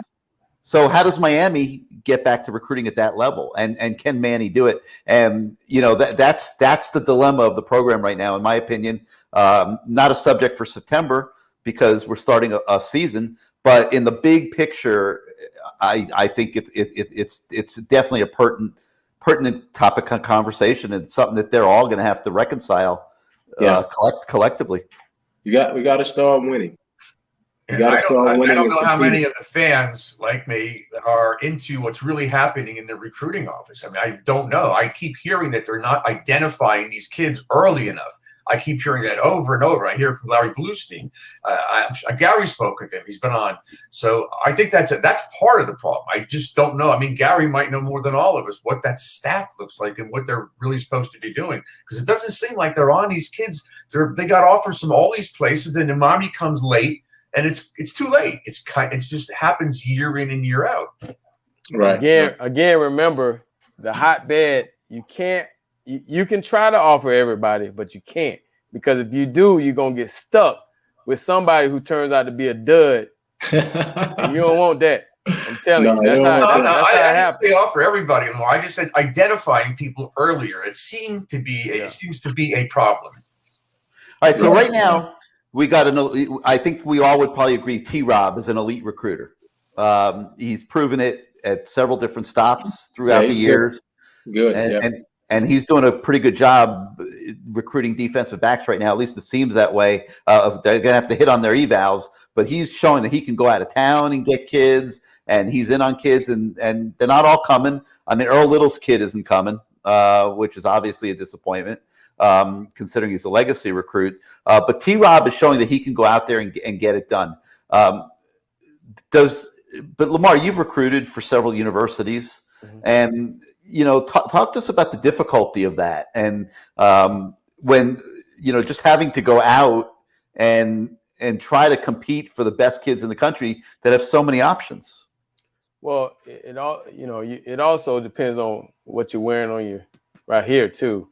You know, there's some schools that can walk right in. You know, it's the Alabamas. There's the Gators for one. They have a national brand that they can just walk right in. Notre Dame. There are a lot of teams that have these national brands that make it easier for them to get in the door. The kids, the parents, per se, they just, oh my God, I got Notre Dame visiting. It's hard when like coming to South Florida to try to find recruits and recruiting against almost everybody, including the University of Miami, FIU, FAU, all these schools. I mean, it's hard. It's very saturated. So you have to kind of be able to set yourself apart. So you give the kids something that will be able to say, hey, I like that coach right there. You know, hey, he's pretty cool. You know, you got to have something. And T-Rob does a good job. T-Rob has beat me out on a couple of guys. He does a good job of communicating with the kids. He's not out of touch. You know, some of these coaches they send down, they're out of touch. They're too old. They're out of shape. They're fat. They're sweating. And in South Florida heat, the kids like, man, I can't go to school there, man. You sweating all over the place. He does a good job. And there's some guys that, I think Stephen Fields does a good job of recruiting. He has a gift of gab. He talks it. He's really persistent. I've coached with him on the staff before. He's good. There's some guys like that. I think they do have some guys on the staff that aren't recruiters and they're coaches. But it's okay to have a good balance of it. You're not going to always be able to have guys that can do both. But you got to figure it out. You got to cover it. You got to try to figure out how it's not looked upon as because other schools, they're going to tell you, they're going to say, hey, you're going to play for that dude. He's not a good coach, or he's not a good recruiter. I mean, it's a lot of talking behind the scenes now. It's a dirty business. It's Game of Thrones around there recruiting now. I think our best recruiter, if we win 10 games or 11 and we win the Coastal, that's going to help us more. Yes. All these coaches combined, if they could get to the Coastal and win it and play Clemson, and even if they lose, they wind up in the Orange Bowl, that's got to help. They cannot lose 4 games this year and not be in the title game. I don't think the turnover chain would make me go to Miami. I'm just saying. I'm just saying. If I had to choose that's a wrap now, man. Two programs. I mean, I'm not gonna go there for if I was a defensive guy. I mean, is that gonna make me go there because you got a chain? I don't know. I just in my opinion, I don't know. Nah, that thing is a wrap now. I think it's played out. I agree. It was hot. I for know a the while. guys like before. You talk about how can a guy get recognized. Just think about when we made plays before. It was all about snatching the helmet off, being recognized. Now you have all this social media stuff that helped these guys get recognized. And now it's more so a turnover chain. Yes, it's good for the moment. They're going to see that you made the play, but I think it's playing out. Everyone tried to copycat that situation. Yeah, it's all over the place. Yeah, it's all over the place now. The nostalgia of it all, I think, is dead. I can care less by seeing it because, I'm a ball player. Line up and get ready for the next play. The game is still going on. Line up and get ready for the next play. So Lamar on Twitter created a poll this week. Should the turnover chain be brought out if the U is getting blown out? And it was a great question because they got destroyed nationally this week for bringing out the turnover chain down 27-0. It was ridiculed all throughout the United States. And you're seeing the result of Lamar's poll. I think he had like 600-700 responses. 90% of the fans who answered the question, and I'm assuming those are people on Lamar's Twitter are Miami fans, 90% of them said no, the turnover chain should not come out if it's a blowout. Dwayne, you're a DB. You had interceptions. You would have worn the turnover chain a million times. To tell us what you think about this subject. I mean, I look at it like this. Okay, early in the game, bring out the momentum. I guess if it's going to help the team, but I just feel like with me, interception, give me the ball, pack that up, write my name on it. Next play, let me get another ball. The turnover chain, I can't take home. All those diamonds and all that good looking. I don't care about that. I'm a player. I want to win. Excuse my language. Screw that turnover chain. Yeah, Let's go win. I just feel like when you're getting blown out, you have to have a clause in that thing. I think when I talked to Manny, if I remember right, when I talked to Manny when we were my interview, I brought it up about the turnover chain. I said it should probably be a clause in there if we're getting blown out or something, man. You got to leave that on the sideline. He didn't really say much. I didn't realize he was the creator of the shit, so I probably hurt his feelings. So do you think they should get rid of it now and just put it away for the rest of the year? You know what? Again, if you're winning, bring it out. I mean, hell, it can't be no worse than the turnover purse that Florida State had. Shit. I mean, who has a purse? Turnover backpack up there. Something. No, it was a purse. Right. It wasn't no damn backpack. It wasn't no damn bag. It was a purse, and they know it. They know it's a purse. I'm with you, Lamar, man. If you're getting blown out, what's the point of turnover chain? You better bring that out when you're in the game or close in the game. If you can be losing the game by a touchdown, but not by 40 points and be bringing out a turnover chain in the third and fourth quarter. Come on. Just get ridiculed, and I mean national embarrassment, and it's just leave it on the sideline like you said. Hey, Dwayne, tell us we were talking to Robert Bailey earlier. Yeah. And he brought your name up, saying that they just partnered with you because you're with the NFL Trust. Tell us a little bit about that. Oh, yeah. So basically I work with the NFL. Well, I work with the Trust, which is powered by the NFLPA. Right. So what I do is I engage former players to let them know about all their benefits that they have or that they've earned by being an NFL player in the league, whether they retire. Once they retire, then we have like brain and body exams that they don't have to pay for. It's over $10,000 evaluation. So that's one of the things that we do. We help guys with continuing education. We do externships, internships, all of those different type of benefits that guys should take advantage of. And I took that to Jason. I met with Jason, and I told him, I say, listen, can I get a list of all the former players? Because I once was a client of Drew Rosenhaus. Mm-hmm. And, he sat down, he listened to what I had to say, what we had to offer with the trust. And he said, well, Dwayne, how about you come on staff and do the same thing for our active guys? So I have all the information, all the benefits for the active guys as well, all the different programs for the active guys, and able to help his former players as well. So it was just a match that worked out for us, and it's still working out well. As I help the young guys transition from an active player with that benefits and transition into former players, when they're retiring, budgeting, financial stuff like that. Not financial planning, it's far away from that. It's more so making sure that their budget is correct, making sure that they understand the benefits and the money that they're going to receive from the NFL once they retire. Also, the like if they injured and they're cut and they're still under contract, they have different benefits for that. So it's just several benefits that guys don't know about. They just don't. I mean, it's told to them, but it really takes someone to really break it down in every aspect on what it is that's offered to them. I think that's important, Dwayne. I think that's great from the league perspective that you're doing that for the current players, but the former players as well, because we've seen a lot of former players lose a lot. Right. Not any names, but we know, and I think that's extremely important. I'm happy. I'm proud of you for doing that. That's a good thing. Yeah, but Dwayne, man, we don't want to hold you up. I just got one more question for you. I'm good. Just give us your state of the program. I mean, where do you see it going right now? What do you see in these next couple games? What do you want to see in these next 2 games?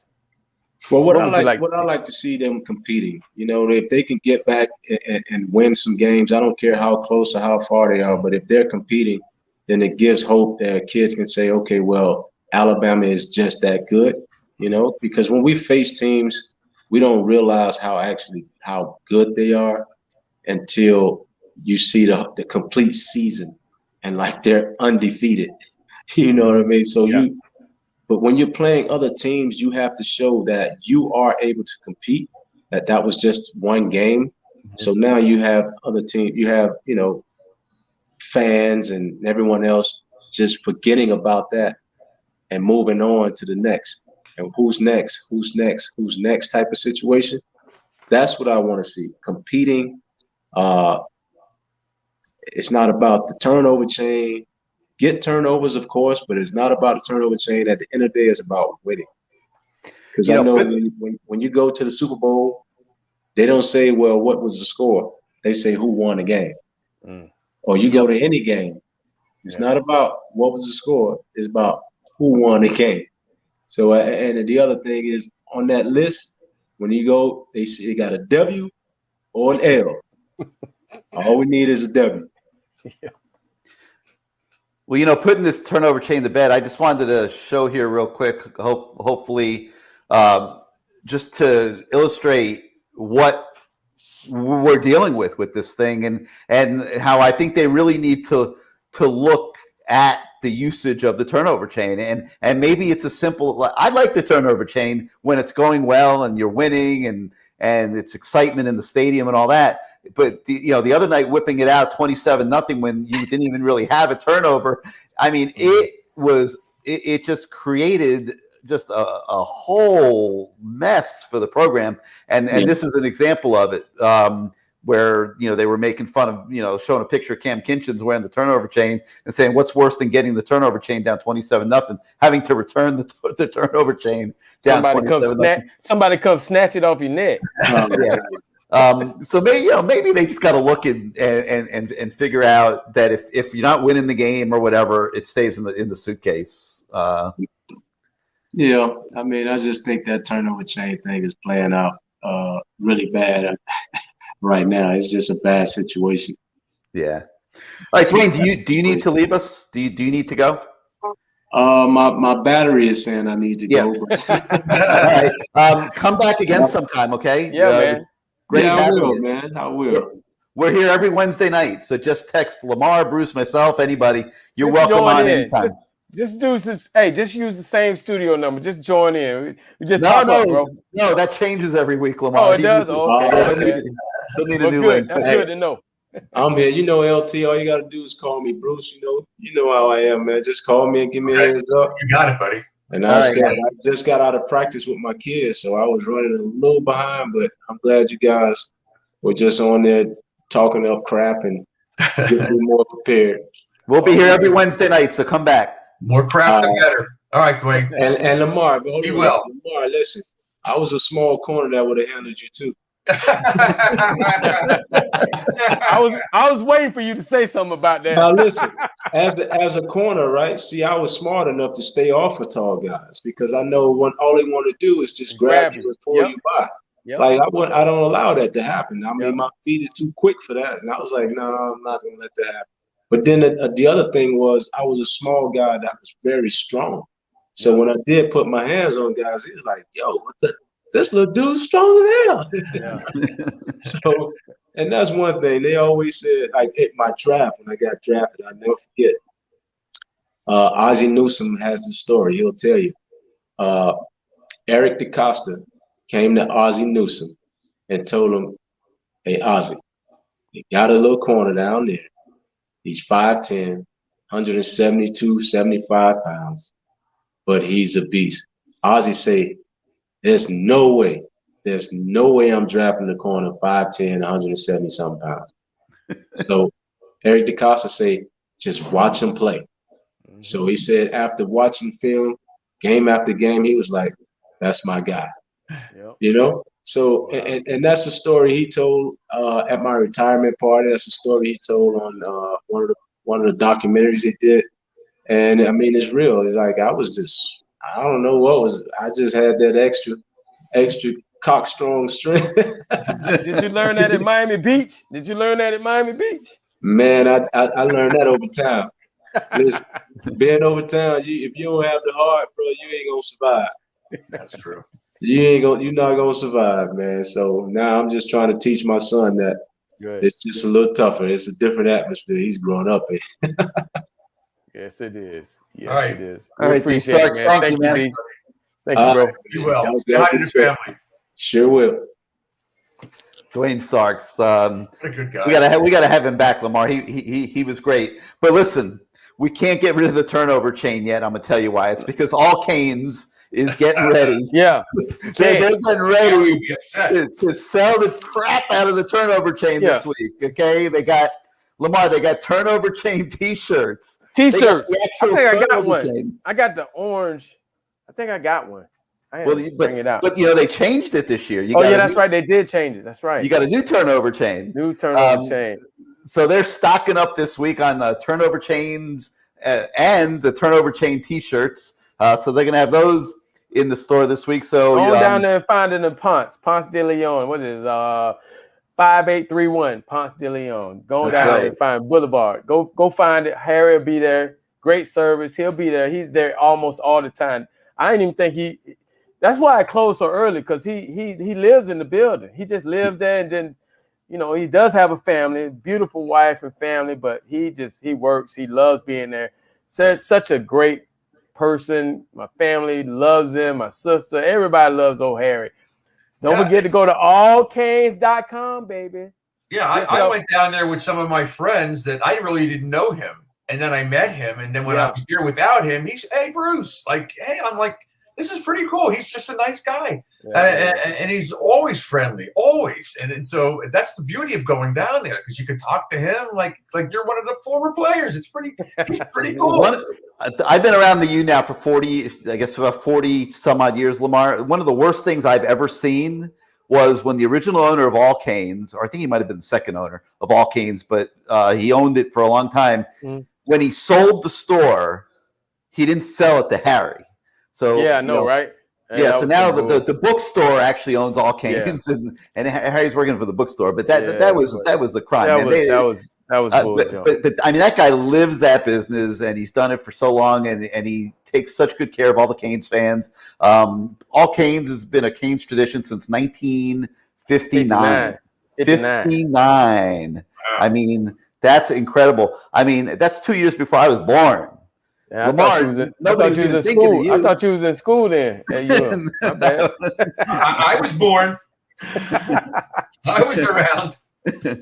I was in New Jersey, but I was around. But yeah, I urge everybody to rush over to All Canes this week and get that turnover chain gear, because I don't know how many more hits that they are going to want to take, like they've been taking nationally this week. And but I think the way to solve that issue would be to just simply say, if we are not ahead on the scoreboard, the chain stays.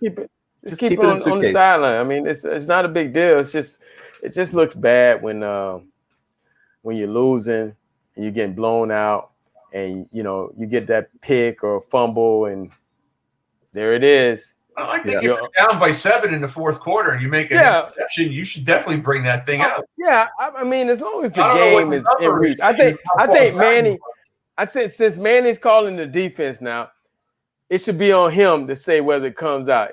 If you look at him, the guy looks at him, he goes, no turnover chain. He says, no, get the turnover chain. Yeah. What the hell? I mean, he's the head coach. Takes a nod or maybe put Ed Reed in charge of it.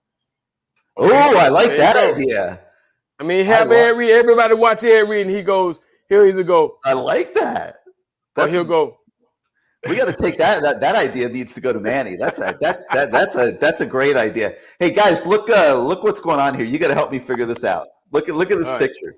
Somebody's comes in, puts Lamar Thomas Show as their name, and now we got a face to go with the ceiling fan. There he is. Hey, wait a minute. That's Stephen McGuire. Oh, I know that. Officer McGuire. I know that laugh anywhere. Hey, did you hear what Lamar said about all those donuts you ate? Yeah, I was too busy trying to figure this out, Bruce, man. You didn't tell me how to go through all of this, man. This Google stuff. It was easy, man. It was one click, but you had to type your name, not Lamar Thomas Show. I know. Hey, we were freshmen, and we all were in a speech communications class, and I knew it was going to be problems when Steve stood up and said, everybody stand up, tell us your name, your what you're majoring in, and a little bit about yourself. Steve stood up and said, Steve McGuire, Brooklyn, New York, glad to be here. I said, what the fuck? I said, what the hell? That was kind of like his Hall of Fame speech. Right, thank you very much. That's it. You remember that, huh? Yo, man, I'll never forget it, because I was like, what do I say? What do I say? And you said that. I said, shit, I can't do no worse than that. I'm good. If they would have had NIL when Stephen played, he would have owed them money. Oh, man. This guy, man. Hey, Steve, man. Glad to have you on the show, man. Thank you, how was fishing? How was fishing today? Did you go fishing today? No, I didn't go fishing today, man. I went fishing on Sunday. The Keys was beautiful, man. Beautiful weather. We caught some mutton snapper, grouper, yellowtail, kingfish, and some bonita. It was nice, man. Did you see your boy Jimmy down there? No, I didn't stop by there, man. You didn't stop by the 100 house? degrees, man. I should have. Jimmy would have taken you out on the boat. Yeah. Mark, think about Coach Johnson. We turn out the turnover chain. We losing by 30. What do you think would have happened? I don't even want to think back that far, dog. Even Coach Harrison would have been like, what the freaking hell is that? Put that freaking thing back in the freaking box. Are you freaking kidding me? Are you guys ever down 30? Were you ever down 30? I can't hear you, Bruce. Were you ever down 30? You were never down. That's what I'm saying. No, we never were down 30. You know what I'm saying?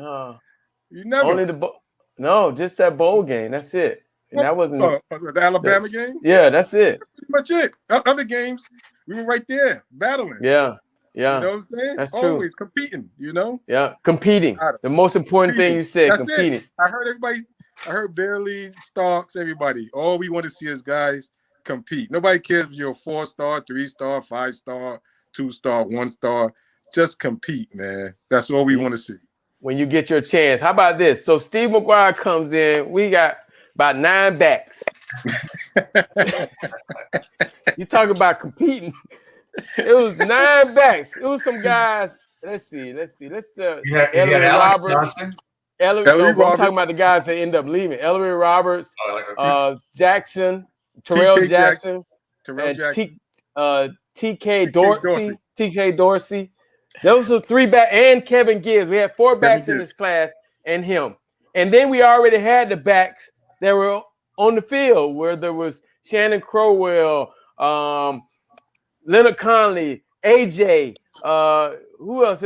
Somebody else too. It had to be a couple more, but the bottom line is Steve McGuire looked the worst in his uniform. He looked awful.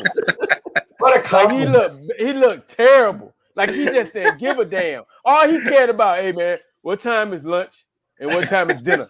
Because I got to get over there and make sure tight lady don't give away my food.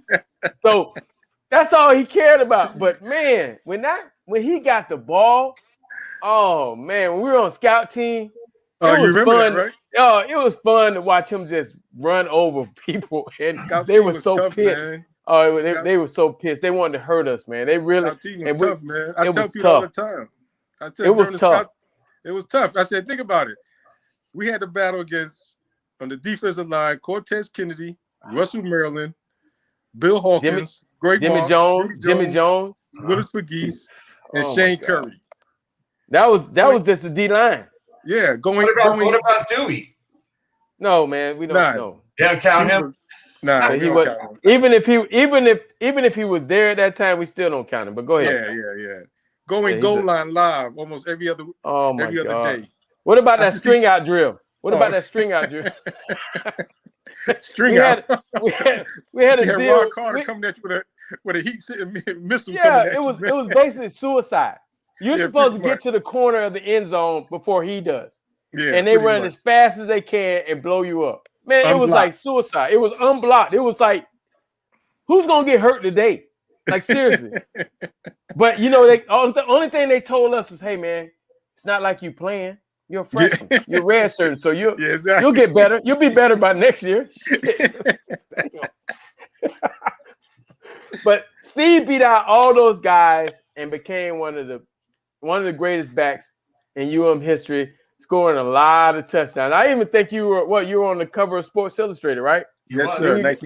1989 against Notre Dame. How about that? How about that? I'm sure you have a couple copies laying around the house. Huh? You know, to this day, they still send them to my house in Long Island. I don't know what.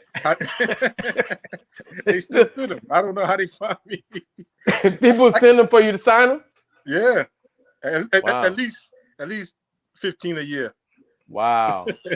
How many you got sitting around there that's yours? I have like around 5. Okay. That was a big deal, man. Imagine how the people back home treated you when they saw that. Like, man, you on the cover. Well, nah, New York City's totally different. You know, most people that back then it was mostly basketball. So you know, it was like, you know, who's Stephen McGuire? It wasn't like it was down here like in Miami, living large, and you know, everybody knew, you know, Steve McGuire covered Sports Illustrated. New York City is totally different. Hey, you remember when I used to tease you, dog, about there it is right there. You remember I used to tease you and say, hey man, they got grass in New York? Yeah. So what y'all play on the street? Steve, man, tell us what do you think about the program right now and where it's going, and you know, obviously the Alabama game. Give us your thoughts on that, but tell us where you think the program is headed and what would you like to see from here on out? I think, well, you know, we expect so much, but I think the program is is right there. I think we're going to be average, and maybe probably, I'm sorry to say, guys, but we might be below average. I'm telling you, we're at that point now where you know, Alabama's right there. That's like we're conceding that we're not that good anymore. Mm-hmm. You understand? And for a program that how we built up, we shouldn't be like that. You know, we should be up there with the Clemsons, Georgia, and Alabamas. There's no way you're gonna tell me that these guys are not as talented as we were back in the days. There's something going wrong. I don't know what it is. You know, we got to get better. and we got to get better now. It's recruiting, Steve. It's all recruiting. I've been saying it for years. It's all recruiting. You know, you got to have. You saw the disparity in talent. Yeah. And to me, that's one of the greatest things about playing the game, because we could sit here and deceive ourselves and play the hype game in the off season and everything for decades the way it is. But you know, we need to be reminded of what we need to do here at Miami to get back to playing that level of football, and it starts with recruiting. Yes, but Gary, you're gonna say that I know that we recruit up there. You know, I know we're not up there with the Alabamas and everything, but you're gonna try to tell me that we still can't have the guys compete. You're gonna try to say that we're 30. Well, that's a different thing. Yeah, I mean, you're absolutely right, but that's a different debate, different subject. You know, you're gonna try to tell me that, like, I'm never forget we were going against in the Cotton Bowl, and Stan Thomas was to be this all-pro offensive tackle or guard, whatever he was. Russell Maryland was reading the papers, and Russell Maryland wasn't highly recruited. You know, Russell Maryland got the last scholarship that year. That's what he told me from Coach Axe. Yeah, and you're gonna tell me that we can't produce another defensive lineman like that these guys are 4 and 3 stars to come in here and be better than Russell Maryland, the Warren Sapps, Mark Caesars, Jerome Browns, and Dan Cilios. I don't know. You know, maybe it's coaching. You know, I don't know. You know, I didn't see the fire in Coach Diaz's eyes. You know, when we were down. You know, just imagine we're down like that against Coach Johnson. His face would have been storming red. You know? Oh my God! Even Coach Harrison. Even Coach Harrison. That's what I'm saying. Yeah. You know. But you know, again though, he is calling the plays, so you know he's trying to save face. I guess I don't know. I mean, it's a lot for a head coach to call plays. It's a lot, and so he definitely has to. His defensive coordinators, I don't know. You know, it's a lot going on. It's a combination of the recruiting being not where it should be, and the coaching staff. Because again, I mentioned this that. What has he accomplished in his coaching career that someone's going to look up to him and say, you know, I've done this before. Mm-hmm. And I know how to win. Just like Urban Meyer, who's Bowling Green, Utah, goes to the Gators and wins, goes to Ohio State and wins. Ohio State wins. Yeah, so I'm not saying you have to get Urban Meyer, but you have to have someone with a pedigree that him and his staff have won something. And then leadership. You guys had leaders on your team. I mean, I heard stories about Jerome and kicking everybody's ass if they didn't do well in practice, but I don't know where that's happening. Exactly, yeah. Right? You know, but it's not all his fault, because I'm not saying that. It's the people who hired him too. Now, come on, okay. You got to put some onus on that too, because here it is. This guy got no experience being a head coach, and you throwing him into this fire. You throw him into this fire. I've been saying that from day one. Yep. And you giving up $4 million to another university. Yeah, Temple. Exactly. I remember that. Yeah, I mean, it was so unfair to Manny. So unfair. It's unfair, man. And so what do you think the expectations are here? Out the roof. And it's unfortunate for him, and he kind of plays into it. He's trying to, you know, do all the things he can to keep people in positive spirits. But the bottom line is you got to get W's. You got to get wins. Especially in Miami. Yes. You know, especially Miami is a winning town, is a winning city. You got to win here, man. You know, people want winners. This is Miami, man. Right, but also if you get the talent, you know, like somebody's commenting about Butch. Butch turned 2 3-star guys into superstars and NFL players. He knew how to evaluate, and and his staff knew how to make these guys better. I'm not so sure that some of these guys are better now than they were as freshmen. They might be the same. And so I'm not really seeing that progression. You look at the year, okay, last year they were 8-3 or whatever it was. This year they should be 10-1 or 10-2. I don't know if that's true. I don't know if that's true. I don't know. We got App State and we got Michigan State. So both those games are true testers right there. And like you said, Bruce, I spoke to a gentleman that was on the team. Now he's not on the team no more. He said on the defensive line, he hasn't learned a single technique. This was a couple of years. This was last year. He was telling me that. He said the coach wasn't showing him any type of skills. Wow. Which I thought was amazing. You know? Former Miami player that you personally spoke to told you that? Yep. Without naming names. Wow. I'm not going to name no names. I'm not going to name the names. You know, I'm not going to do that. Frightening. He said. Let me tell you guys one thing about Manny though that I've noticed and that a lot of coaches don't have. And Lamar, I want you to talk about this because you've been around a lot of them. Manny, most coaches are always in denial about their problems. Manny, he sees a problem, he goes to correct it. Now, unfortunately for him, he's had a lot of problems to correct since he's turned over the whole coaching staff, et cetera, et cetera. But for example, recruiting in June 1st, when they started recruiting this year, and I just talked about how big a deal I think the recruiting is, it was looking like it was going to go in a good direction. They had a barbecue on June 1st. Every top prospect was on campus that day. Okay, but as the days and the weeks went by, it started to become obvious that it was falling apart a little bit because all these local kids that were at that barbecue on June 1st are now all looking like they're going to defect and go elsewhere. You know what Manny did that last week? Lamar, you were talking about Stephen Field a few minutes ago.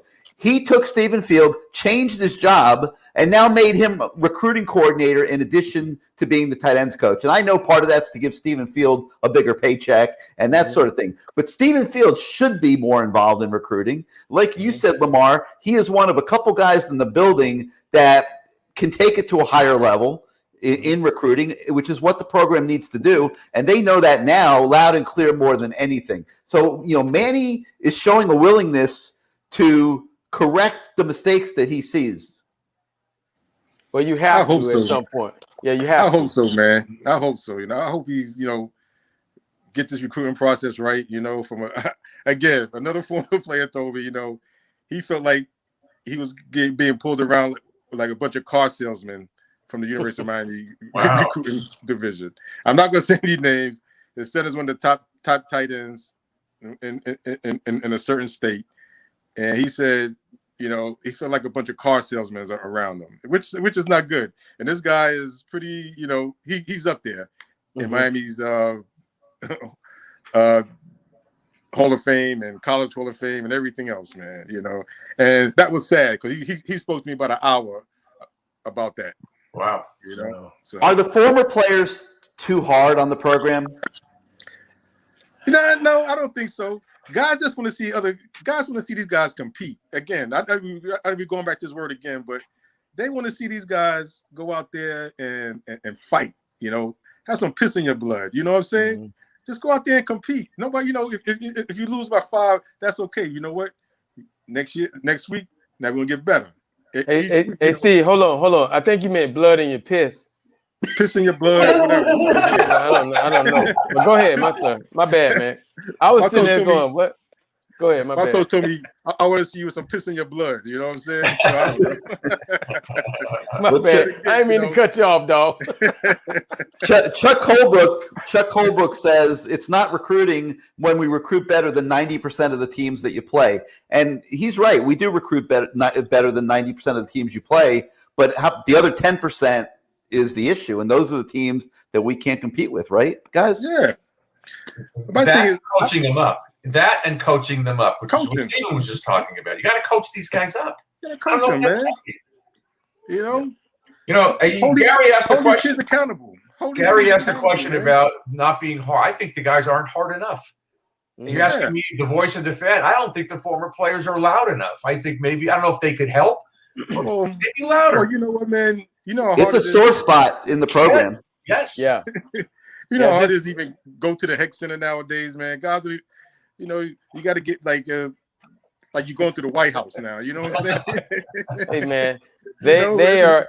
Unfortunately for them, unfortunately for them, that building, and I don't want to get myself in trouble here, but you need to be worrying about winning ball games. Don't worry about former players and what we're saying because you're not listening to us anyway. Exactly. Hell, we can't be on the sideline. We started that whole tradition on the sideline. And now I see everybody else on the sideline. We got to sit in the stands unless you're Ring of Honor, Mike Irvin, but or Ed Reed, it is what it is. It's win ball games. Win ball games. Don't worry about what we're saying. We're saying we're all in with you, regardless. And I want them to know this. Regardless, I'm still gonna be a UM fan. I got a U tattoo. I went to school there. You're gonna be long gone. to your next university. I'm still rocking the U. So why can't I voice my opinion? That's the way I feel. Die hard UN Look at fans, the way man. look at the way all the former players showed up in Atlanta. I mean, I'm at the Hyatt in Buckhead. Andre Johnson walks out of the elevator into the lobby. There's all kinds of Canes fans hanging around. He's mingling with everybody, hugging and kissing babies, and the whole thing. And it was just one after the other. You saw how many showed up at the party Friday night. Lamar, Michael Irvin was there. Edgerrin James was in town. I mean, the former players. I saw Calais Campbell. I saw Njoku. Man. It's a family, It's a family atmosphere, man. I'm telling you, man. Let me tell you something. I could call anybody up right now, and I ain't spoken to him for maybe 10 years, and be like, yo, what's up? What's going on? This and this. I need this favor right here. And you tell you what, they're gonna do what they got to do, and that's it. You know, it's a family, man. That's what it's all about. You know, nobody cares if you ain't speak to them every week or whatever. You know, guys are old now. We working, we doing what we got to do. So if you need a favor, I call this guy up. They're gonna do it, or they're gonna attach you to somebody that knows how to do it. You know. I called Steven up because I was going up to New York, and I said, "Hey, what's the best donut shop?" You know, I know, LT. Krispy Kreme, no more Krispy Kreme. You should have seen he had Amazon bringing boxes of donuts during the COVID in his place because he couldn't go out in the street. So I can only imagine. I'm not taking anything away from you, but the guy I know, I could only imagine you on a call going, "Hey man, listen, let the guy go. He's a good guy. Let's not make any problems here, okay? Hey, what's his problem? Okay, he took $5. Here's 10. Here you go, buddy." You know, tell the truth, man. Sometimes I did pay for some other people's stuff, like, you know what I'm saying? The guy stole a bag of chips or whatever, some food. I'm like, here, man. Yeah, man. It's $20, man. Just go, man. But if a donut shop was being robbed, oh man, that's totally different. That's totally different. He'd have the sirens going. He'd be there in a split second. He was already there. Hook that son of a bitch up. Hey, guys, John Futch, who's watching, says that we can't be Harvard and recruit the hood urban communities. Ooh, wow. Thoughts? What do you say? mean, he said we can't be Harvard and recruit the hood urban communities. Oh, we're not Harvard. No, we far from Harvard. Yeah, have you been down on that campus lately? I don't think Harvard look like that. Yeah. Shit. I was like, dang, man. Can I go back to grad school? Can I get another degree? Jesus. Yeah, it's beautiful down there, isn't it? Wow. Oh, man. Hey, Fez says we need bigger players. I think Fez is hitting something right on the button here. The game is won and lost at the line of scrimmage. We need bigger players. No doubt. Bigger and physical players and quicker. We need quick, bigger physical players. Man. But we can compete at those terms against the ACC guys. The SEC is, like I said last week, it's a different animal, man. It's why is that now? You know what I'm saying? This was unacceptable back then. You don't understand? It's just crazy to me how we think like that now. You know what I'm saying? And there goes our mindset that we think that this is acceptable now because, you know, we could lose to Alabama, Appalachian State, or whatever. No, I don't think that one's gonna be acceptable, dog. Well, you know, you know what I'm saying. We can lose certain games. I don't think Michigan State, Appalachian State. I don't think those are acceptable games. You got to go out and play well. Get the W first of all, and especially the Michigan State game. Well, I tell you what, both of them. I was going to say especially the Michigan State game because we're going to be there celebrating our 30th year reunion. And it's going to be a lot of grumbling if it doesn't happen right. And last time we celebrated our reunion was 89, the Georgia Tech game. Georgia Tech game, that was awful. Yeah, that was horrible. That was awful. Oh, my God. That was terrible. Just bring an extra box of donuts, Steve. That'll drag. I'm coming to your house, Bruce. I'm coming to your house. Well, perfect cue. Me and Mark C's are coming to your house. Don't worry, Bruce. We coming. Perfect Q thinks that we should be winning just because we're in South Florida, the talent haven of Miami. Is it that easy, guys? Is it that easy? Florida Memorial's in South Florida. Lamar, like you recruited South Florida for Kentucky and Louisville. Yeah. I mean, does just getting talent from South Florida make you a winner? Nah. Well, you got to bring the right guys in. I had that discussion with Louisville and Kentucky. Louisville, there was more of a track record. Guys had been successful from South Florida. The Teddy Bridgewaters and all those guys that came up, the coach for Coach Strong, there had been a track record. But Kentucky, it was hard for me to get a guy because I had to make sure it was the right guy that could go up to Kentucky and thrive. And what I mean by that, it's not South Florida. You can't bring a guy up there that's going to be a program killer. You can't bring kids up there because South Florida kids are built different, man. They want to compete. They want to play. They bully. They talk loud. It's just the way they're built. This is the way they grew up, and some people are not ready for that. So you got to bring the right guys in these programs. You just can't bring a guy into the University of Kentucky that's from South Florida. You got to check him out. You got to do your due diligence and figure out what he's all about before you get him up there because he might not fit the program. Why do you guys think we're just struggling with offensive linemen, getting quality offensive linemen? I mean, they're the skilled people of South Florida, I get. But why are we still struggling to get offensive linemen? Even now, some big D linemen. Why is that? Everybody said, let's go over the country and get these guys. Why aren't they in Florida? Leon was from here. Claude was from here. Some of these guys were from here. Vernon Carey was from here. Yeah. Yeah. I don't know. Just not enough of them. There's just not enough. Not enough. Most of the kids from Florida, they're doing other stuff, man. They're not. Their frames are great if you look at it like what he'll project into, and that's what a lot of people don't. They don't want to take a kid from Florida because he does not project the size already. They're playing other sports. They don't eat. There's a lot of things going on down in South. Kids running the streets all night, just having fun. Coaches don't take that. I remember sitting in the staff meeting room and said, "Oh well, yeah, he's too light." Well, development. You got to develop the kid. He's not going to come here overnight and be an All-Pro or first team All-American. You got to develop him, and that's what a lot of guys don't understand. Well, they got the McLaughlin kid, Gary, and they have another kid. I think he's committed, the 3-star offensive lineman. I'm not sure if he's going to stick, but you know what I'm talking about. That's another guy with a frame that they're projecting at 6'7". He's going to be a big, strong kid. Yeah, Flip Carswell. Yeah, what about JUCO he's from Georgia. Chuck Holbrook comments. He thinks it's as simple as who the coach is. Stop blaming the Jimmies and Joes. He says when we have good coaching, the results show. You guys played for Dennis Erickson. You were around Jimmy Johnson. Is it as simple as saying if the head coach is great, Miami wins? I think so. I never forget this one. We was in practice. I don't know if you remember, Lamar. It was me, you. We was hanging out, and Darryl Spencer was hanging with us, and this was right before the Florida State game, and Darryl Spencer was hanging out with us, joking, laughing. Coach Johnson called for punt return. Spencer, oh yeah, you remember, right? Oh yeah, he wasn't redshirting. Yeah, he was a freshman. He was actually playing, but he was talking to us. We were freshmen. Yeah, hanging out, and we joking around because we ain't playing. He called for special teams punt return. Darryl Spencer and him, he cussed Darryl Spencer out so bad, he almost made that man cry and quit. I swear to God. So it comes down to coaching. I'm telling you, it comes down to coaching. You got to get in these kids' asses and do what you got to do, man.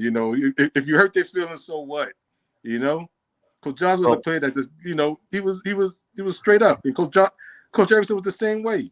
Well, the problem is now, Stephen, is that they have this thing called the transfer portal. If you cuss them out, they jumping in it. Yeah, I know. You can't be too hard on them. And also, they carry their phones around. They want to record your ass and get you fired. So you got it's a lot of things.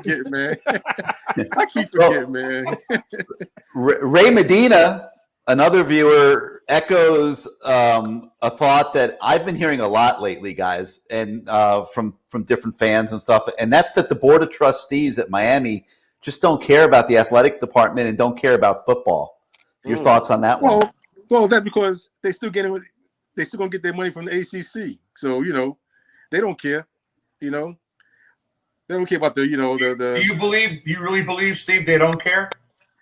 As long as they get their money, that's why they jump to the ACC. It's a money deal. We always get packages. We'll get a part of the championship, whatever bowl package and everything.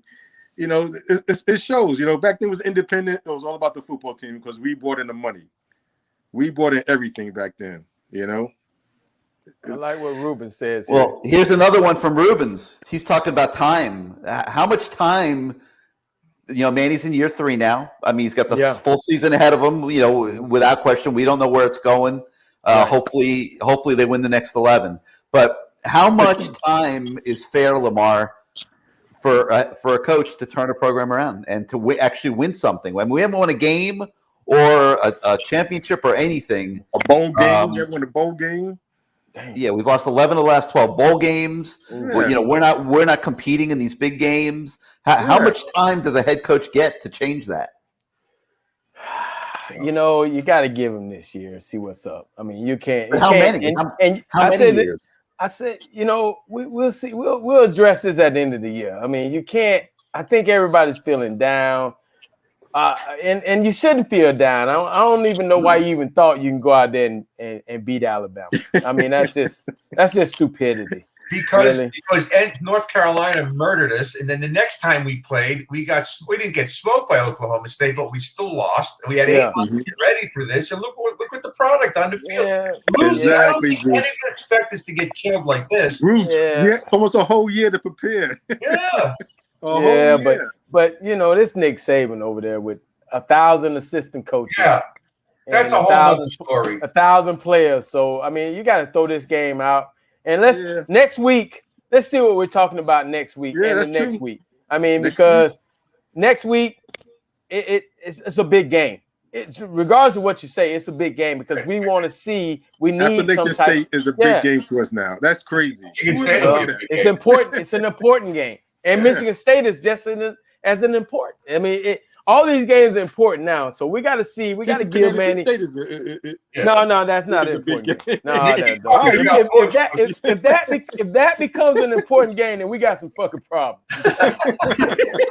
Central Connecticut State. Hey, Lamar, you couldn't have said that when we were on over the air radio. No. I hope my mom is going to sleep by now. I hope so. Hey, Dennis Lopez points out that Butch Davis had banners flying over the Orange Bowl in his second year. I remember that. But he was coming off probation. That's really not fair. Yeah. That's kind of unfair.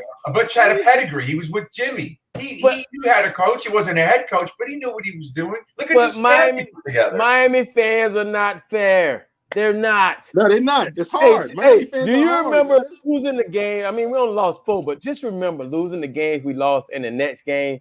Yeah. The stands were half full. I mean, they don't give a damn. They are hard on you, dog. Yeah. We lost to Notre Dame, come back the next week, Cincinnati. Ain't nobody at that bit. Because everybody expected you to awful loss to come and kick somebody's ass. They expected you to kick ass. It's just you can't do that anymore. Nah. But we'll see now. We will see. The season starts. Come on, fans. Come on, give the guy a break. We lost the game. It was. I'm speaking to you. Look, I'm looking very passionate right now. Give him a break, okay? Give Manny a break right now. Next week, if shit ain't good, you jump in that ass. But this week, give him a break, all right? But again, who's out there for us? Who's out there? Name somebody out there.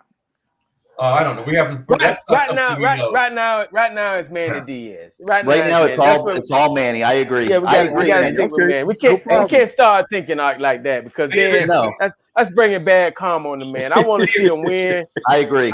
I mean, I gotta see. We got a show now. I want people to tune in and hear me talk shit. I like that. I like that. You're good at that, Steven. If we lose to Appalachian State, get a banner on an airplane sponsored by Dunkin' Donuts and fly it over the Orange Bowl. All right. He'll be out there eating.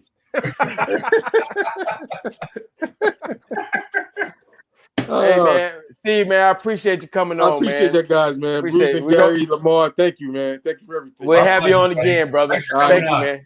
All right, brother. Baby, go Canes. All right, my guy right there. Yeah, my guy. He was a freshman when he was on the Sports Illustrated. Yes. He had like 189 yards against redshirt freshman. Redshirt freshman, yeah. Redshirt freshman. We were redshirt freshmen. I think that's the only game in my career I didn't catch a pass. Really? At UM. Yeah. I remember that. I had one pass thrown to me, and I jumped up and got hit in the back by Todd Light, and I dropped it. No pass interference?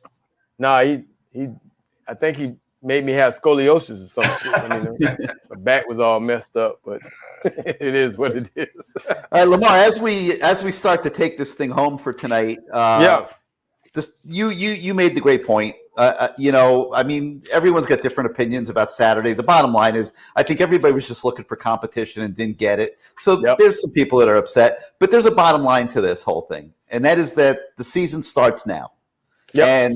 And the competition is going to be more balanced from here on out, or Miami's going to be have a clear edge like they will Saturday. We've broken it down at CaneSport. Miami has the edge at every position.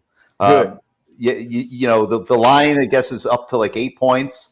Miami needs to win this game by a few touchdowns, and just remind everybody of there's a lot of quality players on this team. No, it's not even in the same stratosphere as Alabama, but these are two different issues. You got this season, and then you got the big picture. Bigger picture. Yes, you definitely have this season, and that's what can't get lost in this. I mean, there's still so many things that can play out. I love I was reading some of the comments. One guy said, it's going to be awfully funny if Miami wins out and they're 11-1 and all you guys have been bitching, So who knows? You just got to sit back and watch this thing play itself out. Again, we played an Alabama team that wasn't going to be beat. You know what I mean? So you got to go from this point on, take that ass whipping like a man and keep going. You know what I mean? Yeah, I think this is a big game Saturday for the psychological aspect and no winning. But I look at Michigan State as a team that's somewhat comparable to the rest of the coastal ACC teams. Not Duke, but I think if they play well against them, that's going to bode well for the rest of the season. That's what I'd like to see is win this game handily, let some kids play, and then really, go jack up Michigan State next Saturday, and that'll help me feel a lot better. I'm sure everybody else. Everybody will feel better. Right. All right, Lamar, you stick around for a minute. We got a game to play. Bruce, thank you so much for your contribution this week. We'll see you again next Wednesday. Okay. All right, Bruce. All right, Bruce. Thank you, guys. Talk to you later. You got it. All right, Lamar, it's time to do a little word association here. All right, let's see what you got. I got a couple good ones for you. All right, let's see. All right, I'm going to start with Frank Ponce, the former Miami High coach, who now is the offensive coordinator for Appalachian State. My guy. Hey, smooth dresser. That's what I call him on the road. Smooth dresser. Always got a tight shirt on, slim body. He works out. He's all into physical fitness. Great talker, great recruiter, great guy. I think he, more than anybody else, wants to have a good showing at this game. I think he really, he's a South Florida guy, like you said, Miami High coach there, does a great job recruiting South Florida. So I think he's going to be on his A game for this game. I know he wants this game bad. I wish him, I sent him a text, good luck, and he was like, thanks, LT, we coming. That's all I needed to hear, baby. All right, Amon Richards. Let's see. 4 for 142. I think that's what it was. 4 for 142 against App State at App State. What a day he had. I saw him take a slant to his out, and I said, who is that guy? Where is he now? I wish he was. I still wish. Oh man, he obviously he had to stop playing because I think it was a neck injury or whatever. But what a talent! We need a guy like that to show up on Saturday and do the things that he did a couple years ago. Man, what a great receiver for those. I think it was 1 or 2 years. He had a great run. He would have definitely been in the record book. So hopefully our receivers will step up like he did. How about Keyshawn Smith, Lamar? Did you see that catch he made over the middle the other day? That was really encouraging. And, he had a very candid interview with us today. I was like stunned by some of the revelations. I mean, he was talking about how last year he didn't put the time in to know the plays. He had a bad attitude about taking coaching. Kid's got enormous talent. He's big. He physically he looks a lot like he could develop into like an Andre Johnson type of guy. He's got some speed, and he showed toughness the other day making that catch over the middle. Rob Likens talked to me in length about a lot of those guys, man. For a lot of these guys, they got to grow up, and that's what it's about. He said a lot of these kids come in with these expectations and they don't want to take coaching because I don't know. It's just they think they know it all. And then when you start coaching them, they go into a shell. So he's done a great job of getting these kids to understand that you got to buy in and not just know your position. Your strength is knowing what to do at all positions. That way you can be put in. And I talked to about 4 or 5 of those guys about that. No, don't just know your position. Know the whole concept. So now you can be inserted in at any position and be able to make plays. LT, you know somebody called the Ring Watcher? Somebody named Myrick? The Ring Watcher. He says, "What's up, LT? It's the Ring Watcher." The Ring Watcher. Who is that? See, I can't see. He's sideways. What's up, Myrick? The Ring Watcher. I'm sorry. All right, and the last one I'll throw out at you, Cam Harris. Cam, man, we need we need Cam to get going. Carol City, Chief. We need him to get going. In the games that we've lost, I think he was averaging like 1.9 or something like that. In those blowout losses that we've had, we need him to get going. You got to get that running game established, man. Unfortunately, it was going to be hard to do against the University of Alabama with the big uglies they had up front. But you got App State coming in. They won't be Alabama. Michigan State will be well coached on the D-line, but they still won't be Alabama. So you got an opportunity for your old lineman to really be able to open some holes for Cam. He runs extremely hard. And in order for us to win, he has to have a good day. All the backs, they got to have a big day.